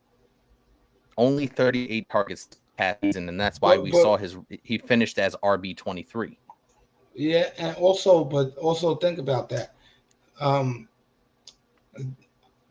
The Steelers O line is pretty bad, and they're having some quarterback trouble there, right? They're having a little quarterback, so that could that both those things could attribute to his numbers, and I think the Steelers already said they're going to bring some competition in with Kenny Pickett. If they somehow bring Russ in, do you feel better about that whole offense? I kind of would. A little bit. Yeah. I think more to your point, I'm more concerned about how that offensive line looks. And even more, like watching Najee Harris run, he felt slow. Like it didn't feel like that's what I'm saying. Like he never felt like he could actually break away and give you a long run, right? Where he's able to hit that explosive play like some of these guys can make, right? Like Tony Pollard could still make explosive plays from anywhere on the field. And it just felt like every time Najee was running, it was 2 yards in a cloud of dust, a yard in a cloud of dust. Like it just didn't do anything for me. And I drafted him on decent upside in our subscriber league, thinking, all right, he could have a bounce back year. It was a good value, and it was fucking trash. I'm done with Najee. It was good Harris. Value for me. And as soon as I trade him, he plays fairly well. Not great, but fairly well. But I think, yeah, it's a consensus here where I think Javante is the guy where that second year, it's kind of proven where these guys bounce back from those major, knee injuries and bounce back in that second year. The concern I have is what does the rest of that offense look like, right? In Denver, Russ is probably going to be out of there. That quarterback situation, we have no clue what's going to happen there. So I'm a little interested to see what that situation looks like. But I think out of these guys, I would want Javante the most. Yeah, no, I feel that too. And just looking at like tier 1 and tier 2 here, that's probably the cutoff of where like I would spend any kind of first round pick. Like I wouldn't spend a first round pick, I don't think, on any of these guys after that. I think that's kind of like my cutoff there. Yeah, I think if you start going with a first round pick for like tier 3 and things like that, you're reaching, because you can probably, I think aside from Saquon really has the upside to get up into that 1 or 2 tier, but aside from that, tier 3 and tier 4, you can probably get the same kind of production out of all of them, and with Saquon having the highest upside, only because he's going wherever he goes, he's going to be a 3-down back. Agreed. Yeah, I mean and then we've got, I guess, in this last tier, just kind of leading it off, I had Sharbs and I had Warren. But, like, the rest of it, like, you can just throw whoever almost. Like, James Conner. Like, where do we put a guy like James Conner? Do we put him in that 1-year category? Like, can you put him as high up as, like I don't know if he can finish up that high. Do we put him somewhere in, like, tier 5, the back end of tier 5? Or does he start off, like, tier 6 just because he is going to have that 1 year He was damn good last year. of good production? Like, where do we put a guy like that? He was damn good last year on a really bad team, and he ran the ball. He caught the ball. I have no problem if you want to put him like behind Henry in tier 4 because he's productive. He's really productive when he's on the field. It's just everything else around him is just trash, right? The Cardinals are so bad, but he was like the only shining light, and he carved up some good defense this year. I think James Conner still has it, and since he's been in Arizona before that, when he was with the Steelers, the knock on him was, can he stay healthy? Since he's been in Arizona, he's been pretty healthy. And I think he could have a really good season next year as long if Kyler's healthy and on the center. The issue I have with James. Go ahead. No, go ahead.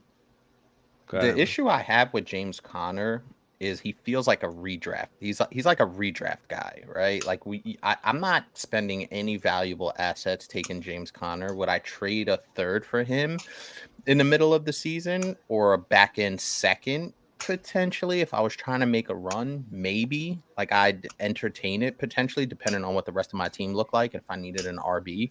But it's just he did average 5 yards a carry. To your point, he played 13 games, so he missed 4 games, and he missed 4 games the year before that, and he missed 2 games the year before that. So he's never played a full slate ever in his 6-7 year career. So that is a concern, but 5 yards a carry is pretty solid. And I think with these older running backs is you can almost bank on them missing 3 to 4 games. Now, does that help his efficiency? It looks like it because his 5 yards a carry was his highest average for his entire career. And he only played 13 games. So, James Conner is an interesting guy, but not a guy that I'm spending a ton of capital to go get. He's a redraft guy to me. I mean, he just I feel like he doesn't have the upside of like that the Kamara and the Henry, like to finish like in that top 5-ish almost.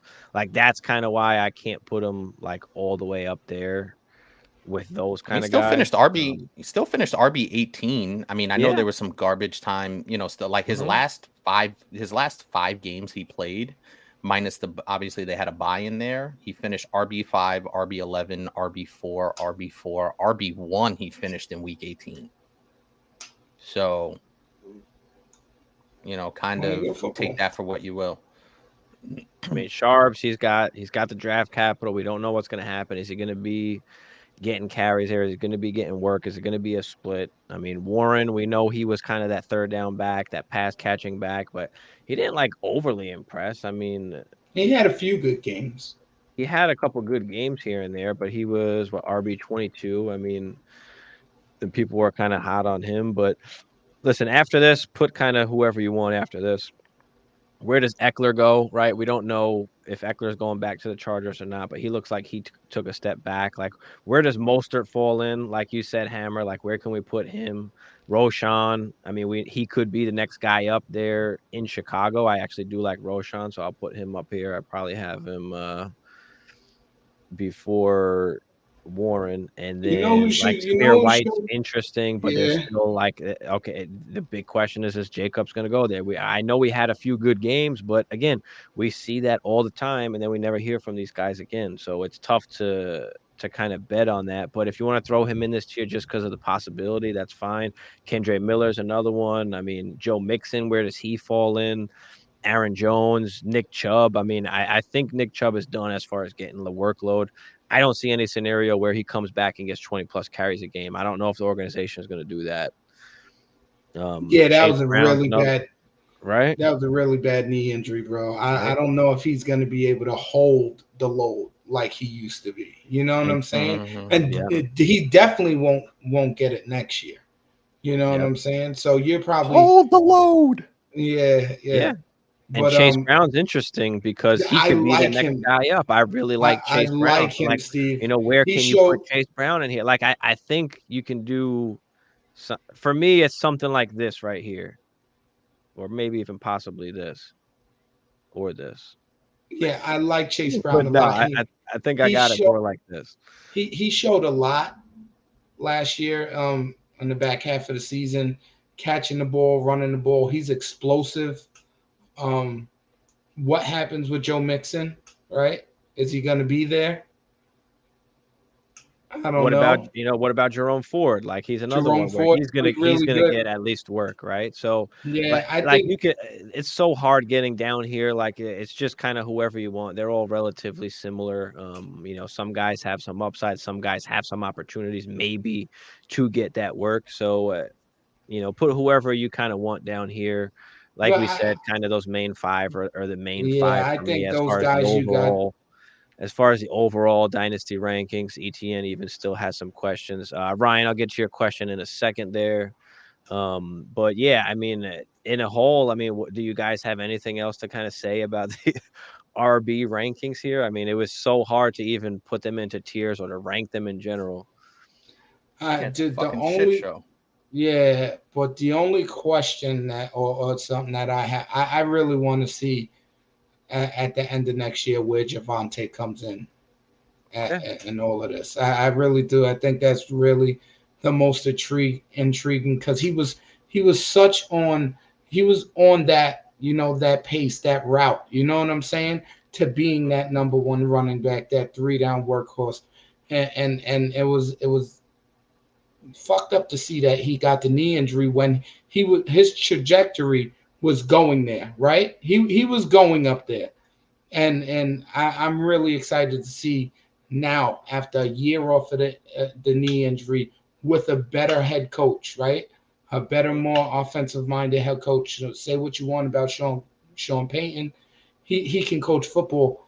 I want to see where he ends up next year because I think he can have, if his knee holds up, I think he can have a really solid season. So I'm fine that's with who him I'm. leading off that tier 5 there. I don't know if I could put him in the tier 4 just because there's like these guys, there's not Not much yet. uncertainty. They pretty Yeah, much are solidified, and we know that they're going to give us points. Where Javante's kind of still a question mark, but yeah, he definitely is. But yeah, he's an X factor, I think, for for next sure. year. Roshan, is he gonna beat out Herbert? You know what I'm saying? Are you gonna take the job over? Uh, um, Real intrigued on Chase Brown. I think Chase Brown is cut from that same cloth that Achan is, right? They're basically the same guy, but Achan just he's on a better team. You know what I'm saying? And he just exploded onto the scene, in the beginning of the season. But I think Chase Brown has a little bit of that in him as well. I think with Joe Burrow, we might see some good work out of him next year. Sure. Hammer, what you think about the RB rankings and tiers and I literally, when I was looking at some of the different, like where they finished, the RBs finishes this year. And then as we're jumping into this, I'm just like, bro, after, like you said, after essentially tier 3, it all depends on number one, how you feel about a certain guy, what role he's in, and also like what upside is potentially there, right? Because there's some good values. Like one of the best values here for me going into the next year or two is a guy like Camaro, who's way down there, in the 4th tier. He's a fantastic value because he's pretty efficient in terms of rushing and receiving combined.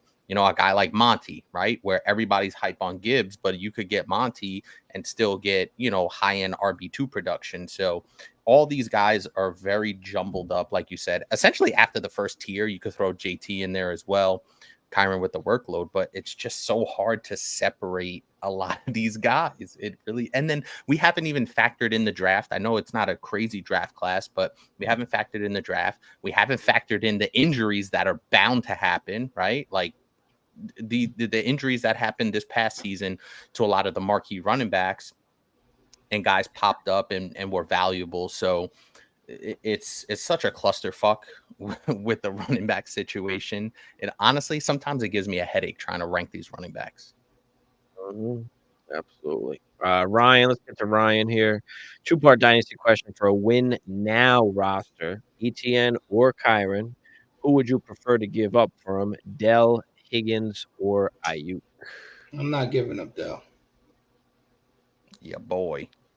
Not I like only me some that, Dell too. and I called Dell last year also. I think he just has superstar written all over him, and I'm holding on to Higgins until I see if he leaves or if he stays, right? Because he can leave and go somewhere, and just imagine if he ends up on the Chargers. Like, forget about it, right? Yeah. I mean, Yeah. So I'm holding Higgins. If I have to, I'll give up Ayuk, but I'm keeping Dell and Higgins.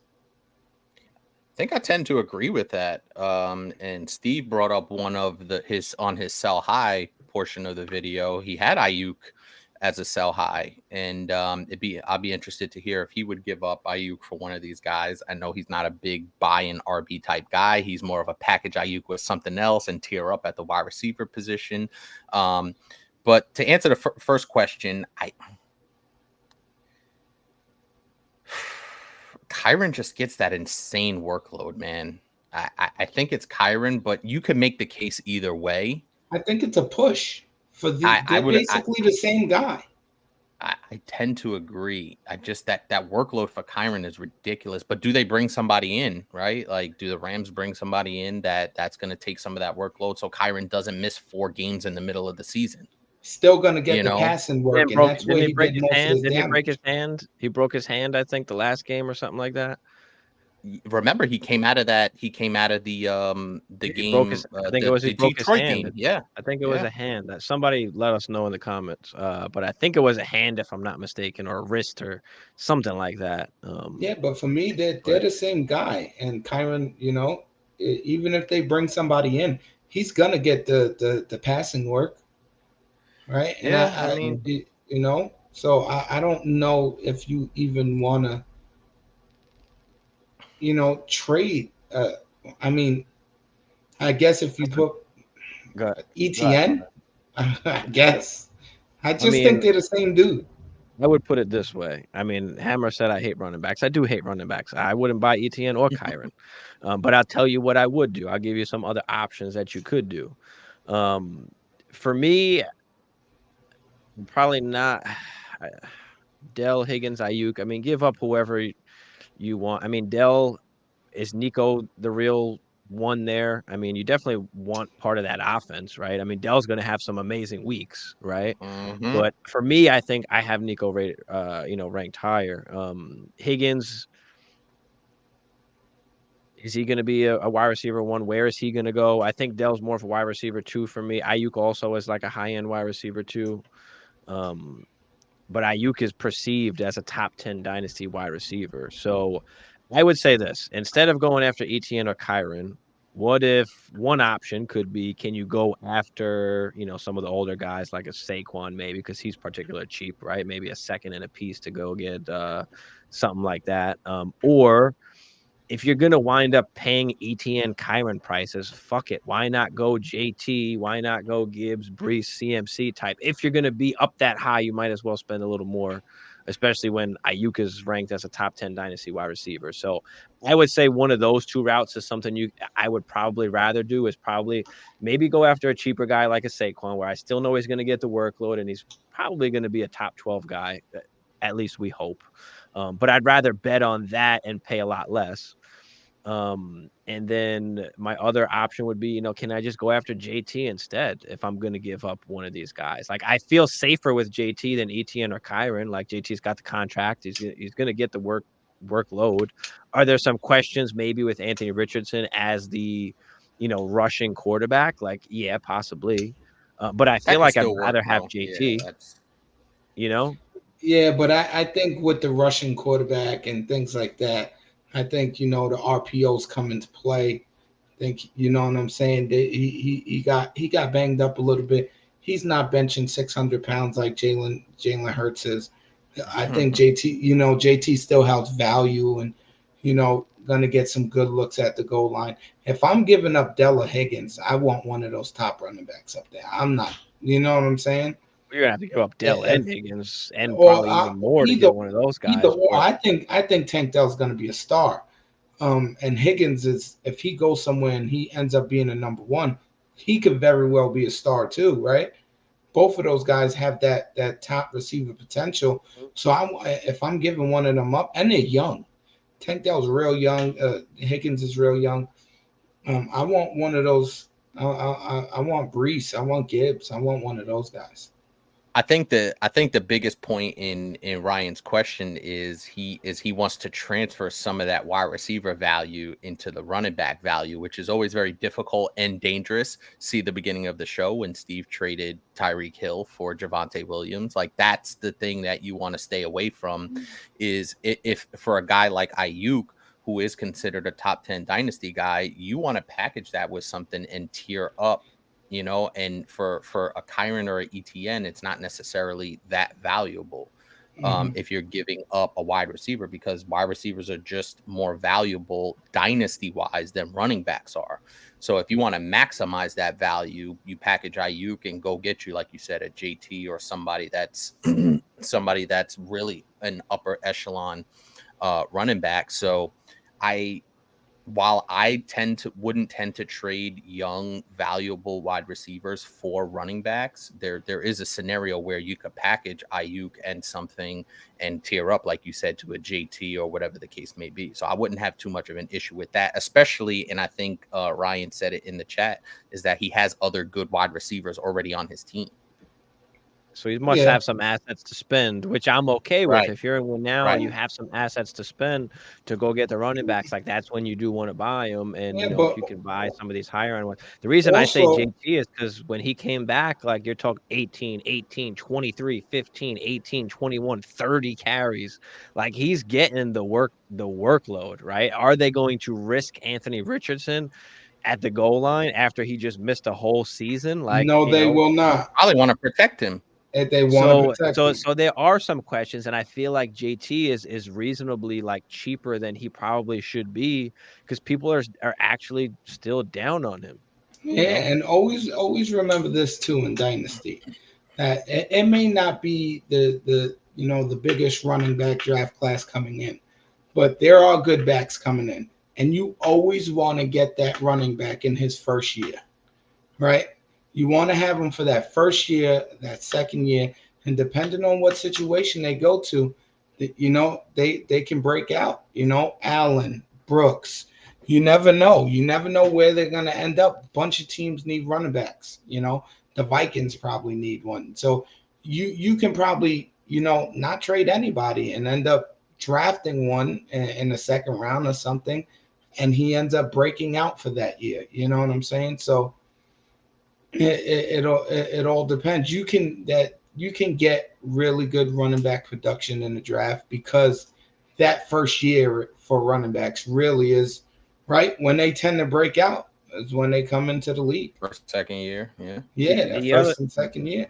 yeah, the other thing I'd say about the Dale Higgins and Ayuk is like Higgins, I feel like has the highest upside of those guys. Like Ayuk, I feel like is going to be stuck in that high end wide receiver 2-ish range, and Dell is going to be like a mid wide receiver 2, high end wide receiver 2 with upside as well. But I feel like Higgins probably has like the highest almost upside as far as where he can finish. Um, but Dell is going to give you boom weeks, and Ayuk is going to be kind of hit or miss. So, pick your poison as far as who you want to trade. But I probably wouldn't go for Etienne or Kyron. I'd probably go after JT or higher, or aim lower, like I said, and take like a Saquon for cheaper and, just live with that production.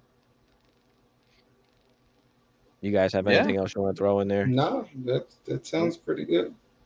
you are the fearless leader. Bogey in the house. What's up, Bogey? Warren Harris, I would expect to get a lot of work with Arthur Smith being the OC. We'll see.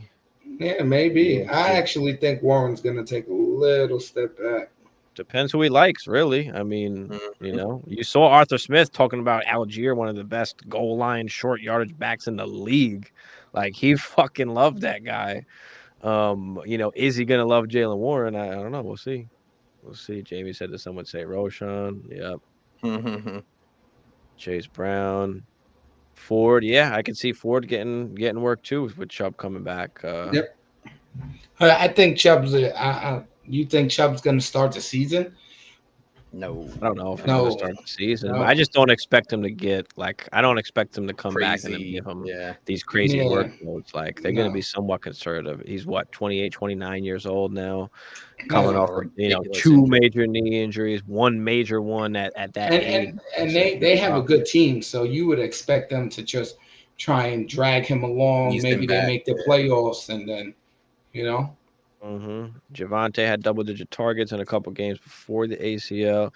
Yeah, he has the upside. There's no denying that. We just haven't seen it yet, and hopefully now with, a season behind him off that injury. Yeah. Yeah. Vikings, Cowboys. Hey, I'll take it. Kevin said when it comes to draft, Corman Allen can become a top 15 dynasty back within the next 2-3 years. I mean, I think Jonathan Brooks, depending where he lands, could be a top I 15 think dynasty running back I right think out the gate. Jonathan Brooks is probably the best running back in that draft. Yeah, he is the number one for me. Allen would be my number Allen's two pretty guy. So good I like though. Allen as Allen's well. pretty damn good, but He I has just think, some upside. Yeah. yeah, Brooks can run, he can catch. I think He does it all. He does it. The thing about Brooks and why I'm liking Brooks is because I feel like the NFL really likes him. If his agent is telling him to come out after just that one season of production off of the injury, like that kind of has to tell you that he's pretty confident he's going to go probably, day two. He could be a second round running back. Yeah, but also he has that three down build too. Yes. He's a He's the big one back. guy. Yeah, He one of those can guys. run. He can catch. He's definitely a workhorse type of guy, and it all depends on what situation he goes to. That's why for me, I'm not rushing to trade for any running backs right now when you can probably get those guys in the super flex league probably the back end of the second round or something like that, middle second. Yeah, for sure. Or I don't know how he's going to translate much to the NFL. I do like him. Does he go to like the Chargers? Does his coach go ahead and He's gonna end take up him? So he's gonna end up there. I think he's gonna end up there. So depending where he goes is really going to matter. Most of these guys, especially at the running back position, like even though they have talent, I mean, they all kind of have talent. Like it's a lot more like almost situational, Mm-hmm. especially at the running back position more than anything, as far as the scheme, the opportunity that they're going to possibly get. So I mean, we saw Damian Pierce kill it right that first year. Everybody was on him. We tried to tell everybody to trade him, and nobody listened. And look at him now; he's not anywhere even on this board. Uh, But also, there are some good teams out there that need running backs, right? The for sure. Chargers. For sure. You don't know what's going to happen uh, with the Giants. The Ravens, they need a running back, even though they got Keaton Mitchell. This is the third time that Dobbins is getting injured. He's done, right? So And the Vikings need a running back. There's teams, good, solid teams that need running back. The Browns, I know they have Ford, but with Nick Chubb's injury now, they may be looking at bringing somebody else in. So, Why do I feel like it would be easier to name the teams that don't need a running back than it would be to teams that need a running back? Like every team is good. Like outside, I mean, Yeah. San Francisco, Detroit, I don't really think needs a running back at this point.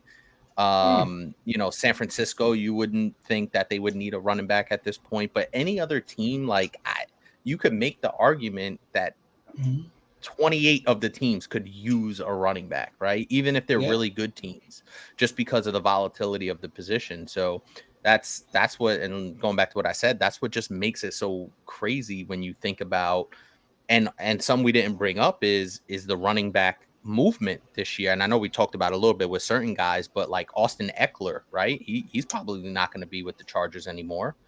We didn't even touch on Austin Eckler yet, and he could find himself a place where he's still valuable, because I do think he is of that Alvin Kamara role where he could still be a good in the passing game, not great between the tackles, but still pretty good. So running back super volatile.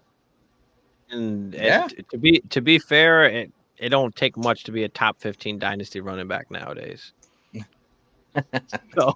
So if some of these rookies get in these good spots, like they could instantly become, top 15, I would agree. top 15 guys. So but it also depends on the capital and where they go. So we'll see. That's if you draft a rookie in the second round or maybe even the third round, he turns out to be a top 15 running back in his first year, that's a fucking win. Ryan said he's got CD, Amon-Ra, and Olave. Okay, so that's why he's got these expendable pieces here. Yeah. I don't know who allowed you to have all those. Jamie said he's not putting the bank on a slow satellite RB. Kyron's a fake bell cow.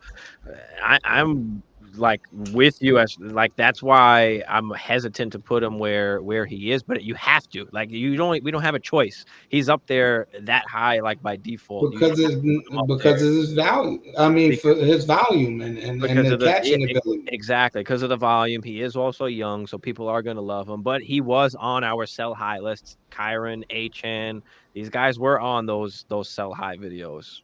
Because if you can move those guys, if you can get top 5 prices for them, like that's just the value is just too high. It's too good. They paid JT. Yep, that's why I like JT. Higgins on the Panthers would be good. Yeah, that'll be a nice move for the Panthers. He likes ETN. I don't know. Madison's done. I mean, Chandler took over. I mean, what happened to your boy, Chandler's Steve? Good too, but who? Your boy Madison. Madison, man, he's one of those. He's not your boy now. He's my boy, but he's a few game guy. Come in one game here, one game there. He ain't a full season guy, as we saw. The offense has totally changed from what it was. I remember you saying he's gonna put up the same numbers as Dalvin did. He didn't even come. I said he could put up the same numbers as Dalvin did, but if you look at my rankings, I never had him high. I didn't draft him at all. He's a good RB2.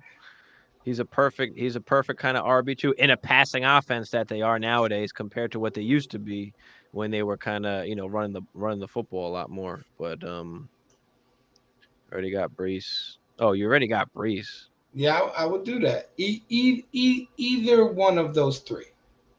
It really doesn't matter. I would shoot for CMC or Bijan. But you definitely probably have to give at least 2 of those guys to kind of get one of them. Yeah, for sure. So yeah, I'd send 2 for him. Either of those guys, that's fine. See what happens because of what you already have. Comes back, and that's what we talk about where the situation matters, right? Because if you're a win now team with all of those assets, yeah, fucking go for the gusto at that point, right? Other situations, it might be like, nah, I'm like a mid-tier team.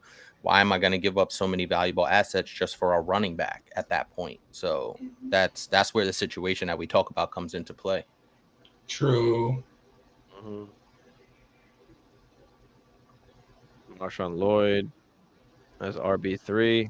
I don't have him that high, but I do like him. Doesn't make too much to be a top 8 like ETN. Yeah, exactly, Jamie. That's what we're saying here.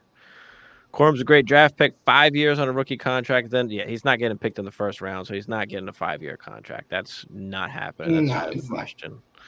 So he's not getting a 5-year contract. And he's just a little bit of a smaller guy. He could be a good committee guy. I'm not doubting that at all in the right situation. But he's not coming in and getting a workload. Like, people have to relax with like people thinking that these running backs are coming in getting workloads. Like we talked about before, Jonathan Brooks. Maybe Braylon Allen. That's the only guys that almost really that we can maybe rely on possibly getting a workload. But even that is hard to do nowadays. Trey Benson too. You can throw Benson is really good. You throw him up there as well. Dylan Johnson, I think, get healthy. Sell high on Dell. Yeah, it's just hard because he's hurt right now. Once he comes back, you can probably sell him for higher. I mean, at one point, he was like wide receiver 10 or something like that on Keep Trade Cut. 10, 11, 12. I think now Nico's up there, but that's how volatile it is nowadays. So like after a couple games, I'll keep Dell. Keep Dell for now. You want anybody in that offense, but if you can cheer up, then absolutely. Like if Dell is the more appealing one to go and get CMC, Brees, or Gibbs, or whoever you can go get, then Go bye for bye. it. Yeah, well then, yeah, but I'm not. I like Chandler, but are they staying with that? Like I don't know. I doubt it. They'll probably bring something in. Yeah, he's cheats. Can he be a part of the offense? Yeah, but I don't think he's gonna be like the guy. Cheats. He's not good. No more of that skull Let's nonsense. not talk about Daniel Jones, who they wasted money boy. on and didn't pay Saquon. Oh, boy. I already I said that. So who you tell? This ain't Madden. He's not Greg Jennings. He broke his leg and he's small. For the running backs, it just matters as if you just look at history. I mean, just look at how many small guys actually got the workhouse load. Well, I think he's talking. Tank He's talking about Tank Dell on that. If he was a running back, it would matter. But he's a wide receiver, and it was a clean bait, and it wasn't ligament damage. And you'll see he's going to come back with a force. And it doesn't really matter if he's small or not. Look at what Devonta Smith does. Look at what Cheetah does. Look at what there's a lot of small guys that are just ballers. You know what I'm saying? Those guys are bigger though. I mean, they are. But they are Deshaun Jackson made a career out of, you know what I'm saying? Out of doing the things that Tank Dell does. So I think, me personally, I think he's going to be a star. I really do. You know what I'm saying? So I wouldn't go star. I think he'll be really good. Star is tough because he does play like we can only go based on what we know now, right? Like, but star is tough just because I think what we've seen this season, especially if he is in that Houston offense, I'm just going based on what we've seen is that Nico Collins, right? Obviously the tight ends, they have Schultz and who's the other tight end? Brevin Jordan. Like they like CJ Stroud is good. Right. So CJ Stroud's an equal opportunity employer, right? He's going to get the ball to the guy that is available. But Tank Dell is really good. And I think he showed flashes, but I don't think he's going to be, I don't think he's going to be Tyreek Hill. Wide receiver 1. He's wide receiver 2. I mean, I think he can be wide receiver 1. He's a wide receiver 2 with upside. Like he's gonna have wide receiver 1 weeks. He's gonna have boom weeks when they're trying to cover Nico Collins. Like you want part of that offense. Like we see that Stroud can throw the football, so he's gonna throw touchdowns. He's gonna throw for yards. You want the guys in that offense. So, but yeah, I mean, I got no issues with Tank Dell. I just would have him more as like a wide receiver 2-ish than anything. But he's a good sell high, but you got to hold him. You got to wait till he comes back because right now he's hurt, so he's not as valued. Yeah.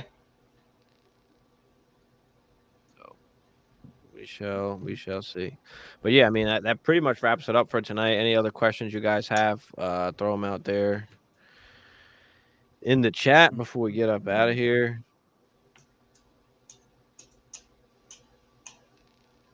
You guys got anything else you want to add in for tonight? Yeah, what are the Vikings going to do with Kirk Cousins, bro?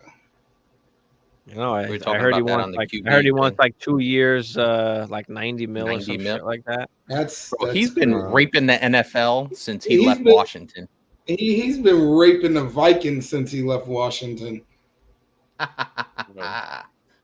I mean, he's been a good quarterback. It just doesn't translate to playoff wins. Now they're talking about we move up in the draft to get one of the top quarterbacks. It's going to cost a fucking fortune. But how's that going to happen? They don't have that.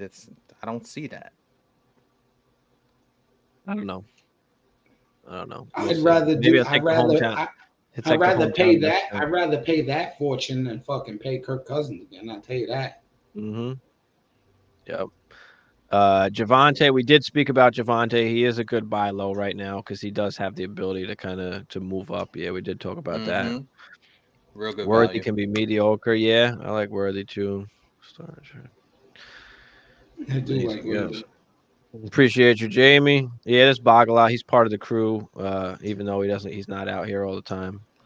We let him back no in. We let guess, him no back in. guess. Cut it out. And he's a Giants fan. Shit. Cut it out that guess shit. Well, you ain't never There here, so you are. You are perceived no as fucking one. guess. Ain't no He's fucking never guess. been about no shit. I was with you bitches shooting in the gym. All right. Before you got, you were with us warming up. You were with us warming up. I was with you bitches shooting in the gym before you got your fancy little microphones and your little jerseys hanging on your wall. So don't cut the shit. All right, cut the shit. Here we go. He's here to rouse the roost. That's what he's here to do. You're damn right. And no, I do have something to say. Go New York, go New York, go. Say go New York, go New York, go. Knicks won again tonight. Let's go. They got dump truck by the Lakers. It ain't get dump truck, bitch. They lost by a couple of points. It was a good game. Funny. How about the Packers, though? They're going to be awesome. Coming in hot with an offer of Ayuk and Dell for CMC. Smash. With your situation, smash. Definitely. That's going to take you over the top. And who does his other running back? Brees? Yeah. What? Yeah. And if he stays healthy, you should win the shit. Where we are with White. If you rewind, you can see the whole rest of the video and us talking about him. I've got him as like my RB12 at the back end of this tier 3. We did talk about some concerns as far as him running in between the tackles. Do they bring somebody else in to do that? Because he just historically has not been great at that. But he's a great pass catcher. He's going to be involved. So he's pretty safe as far as a running back. That's going to be, he'd probably be a high-end, RB2 at the least. But he has that upside to finish like he did this year in that top 5 if that situation stays the same, if he continues to be that workhorse guy, which can happen for at least one more season. So we do like him, but there are obviously some questions. We undervalued ETN. I mean, I got him as RB6. I mean, how much? What do you want me to do? RB1. Where do you want him? Where should we have him? RB1, baby. Yeah, RB6 feels right, and his efficiency this year wasn't great, right? So I mean, that offense took a bit of a hit, but that feels kind of right where he should be. Yeah, I can't. You can't justify putting him over any of those other guys. It's rough.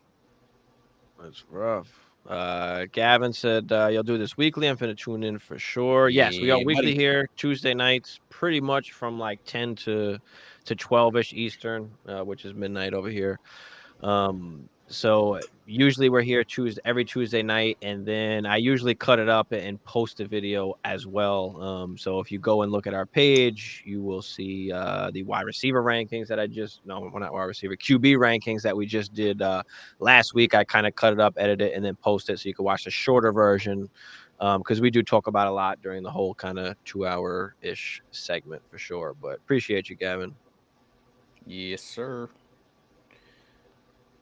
Jamie said 7-8 for ETN. I don't care. I'm fine with that. That's tier 2, right? Like right there. Yeah, he's hovering around there. It's the same That's thing. fine. As long as he's around, I got him in that, So, Dan Bryan was RB4 at one point this season. Gibson looked like he's out the door. What's up? Well, he was RB4 at one point. He's just not that athletic. He's not a workhorse guy. There's a new regime, new coaches coming in. Who knows what happens there? Gibson could be out the door, but is someone else coming in? I mean, Chris Rodriguez looked decent. He's kind of the same kind of RB as B-Rob is. So, there's no safety long term. There's no safety this year. Could he be a guy that finishes, in the top 12, top 15 this year? Sure, but we just don't have.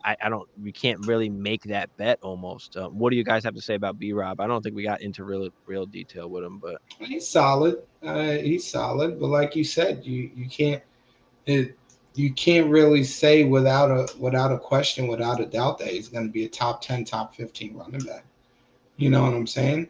And those other guys are in a little bit better situations, and you know what I'm saying? And they may bring somebody else in. So I think I think there's other guys in better situations and other guys that are just flat out better.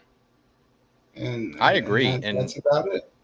I totally agree. But did you see the video that they showed of Brian Robinson coming out after he got shot to 50 Cent's Many Men? Yeah, he peaked. That's where he peaked. I think Brian Robinson is solid, but like you said, there's just so many guys ahead of him with better situations, higher upside, on better offenses, with more secure roles, like all the things that we talk about. You know, it factors into that. So, you know, yeah, I think Brian Robinson could be a decent value, but I wouldn't feel fantastic if I had him, you know, as my RB2. Yeah, and one thing you have to really take into consideration is that they have a whole new regime there. You know what I'm saying? So that GM and that you know that coach are going to want to bring in their guys. How long does he stick around? He wasn't a first round pick. You know what I'm saying? It won't cost that much to cut him. So it's you know, he's good, but essentially, like this season, he's probably playing for his job. I mean, it's tough. Dynasty is just, it's so tough to rank, you know, to rank all these guys. I mean, you know, there's so many things to take into consideration, like we always talk about, you know, with the age, the production, you know, the team that they're on, the coaching staff, like what's happening on the team. There's so many things that it's just so hard to, and then we try and just break it down into tiers. So you can move around whoever you want in any of these tiers almost, but this is kind of the way that I wind up just kind of breaking it down. But appreciate everybody for watching. We're about to get up out of here, so appreciate y'all. We'll see y'all next week, and go check out the QB ranking video if you haven't already. But we out. Where's she? She's still in the house. You ready, Jeff? I'm ready. Just want to make sure you're ready, brother. Show me the money. Oh, you didn't know? Every day I'm hustling. Every day I'm hustling. Every day I'm hustling. You put my shoes on, you wouldn't last a mile. Summertime, wintertime, I'm on the grind. Yeah, I got the ring, I'm the champ, I'm the genie of the lamp. This is the gift I was given, so I just live by my hustle.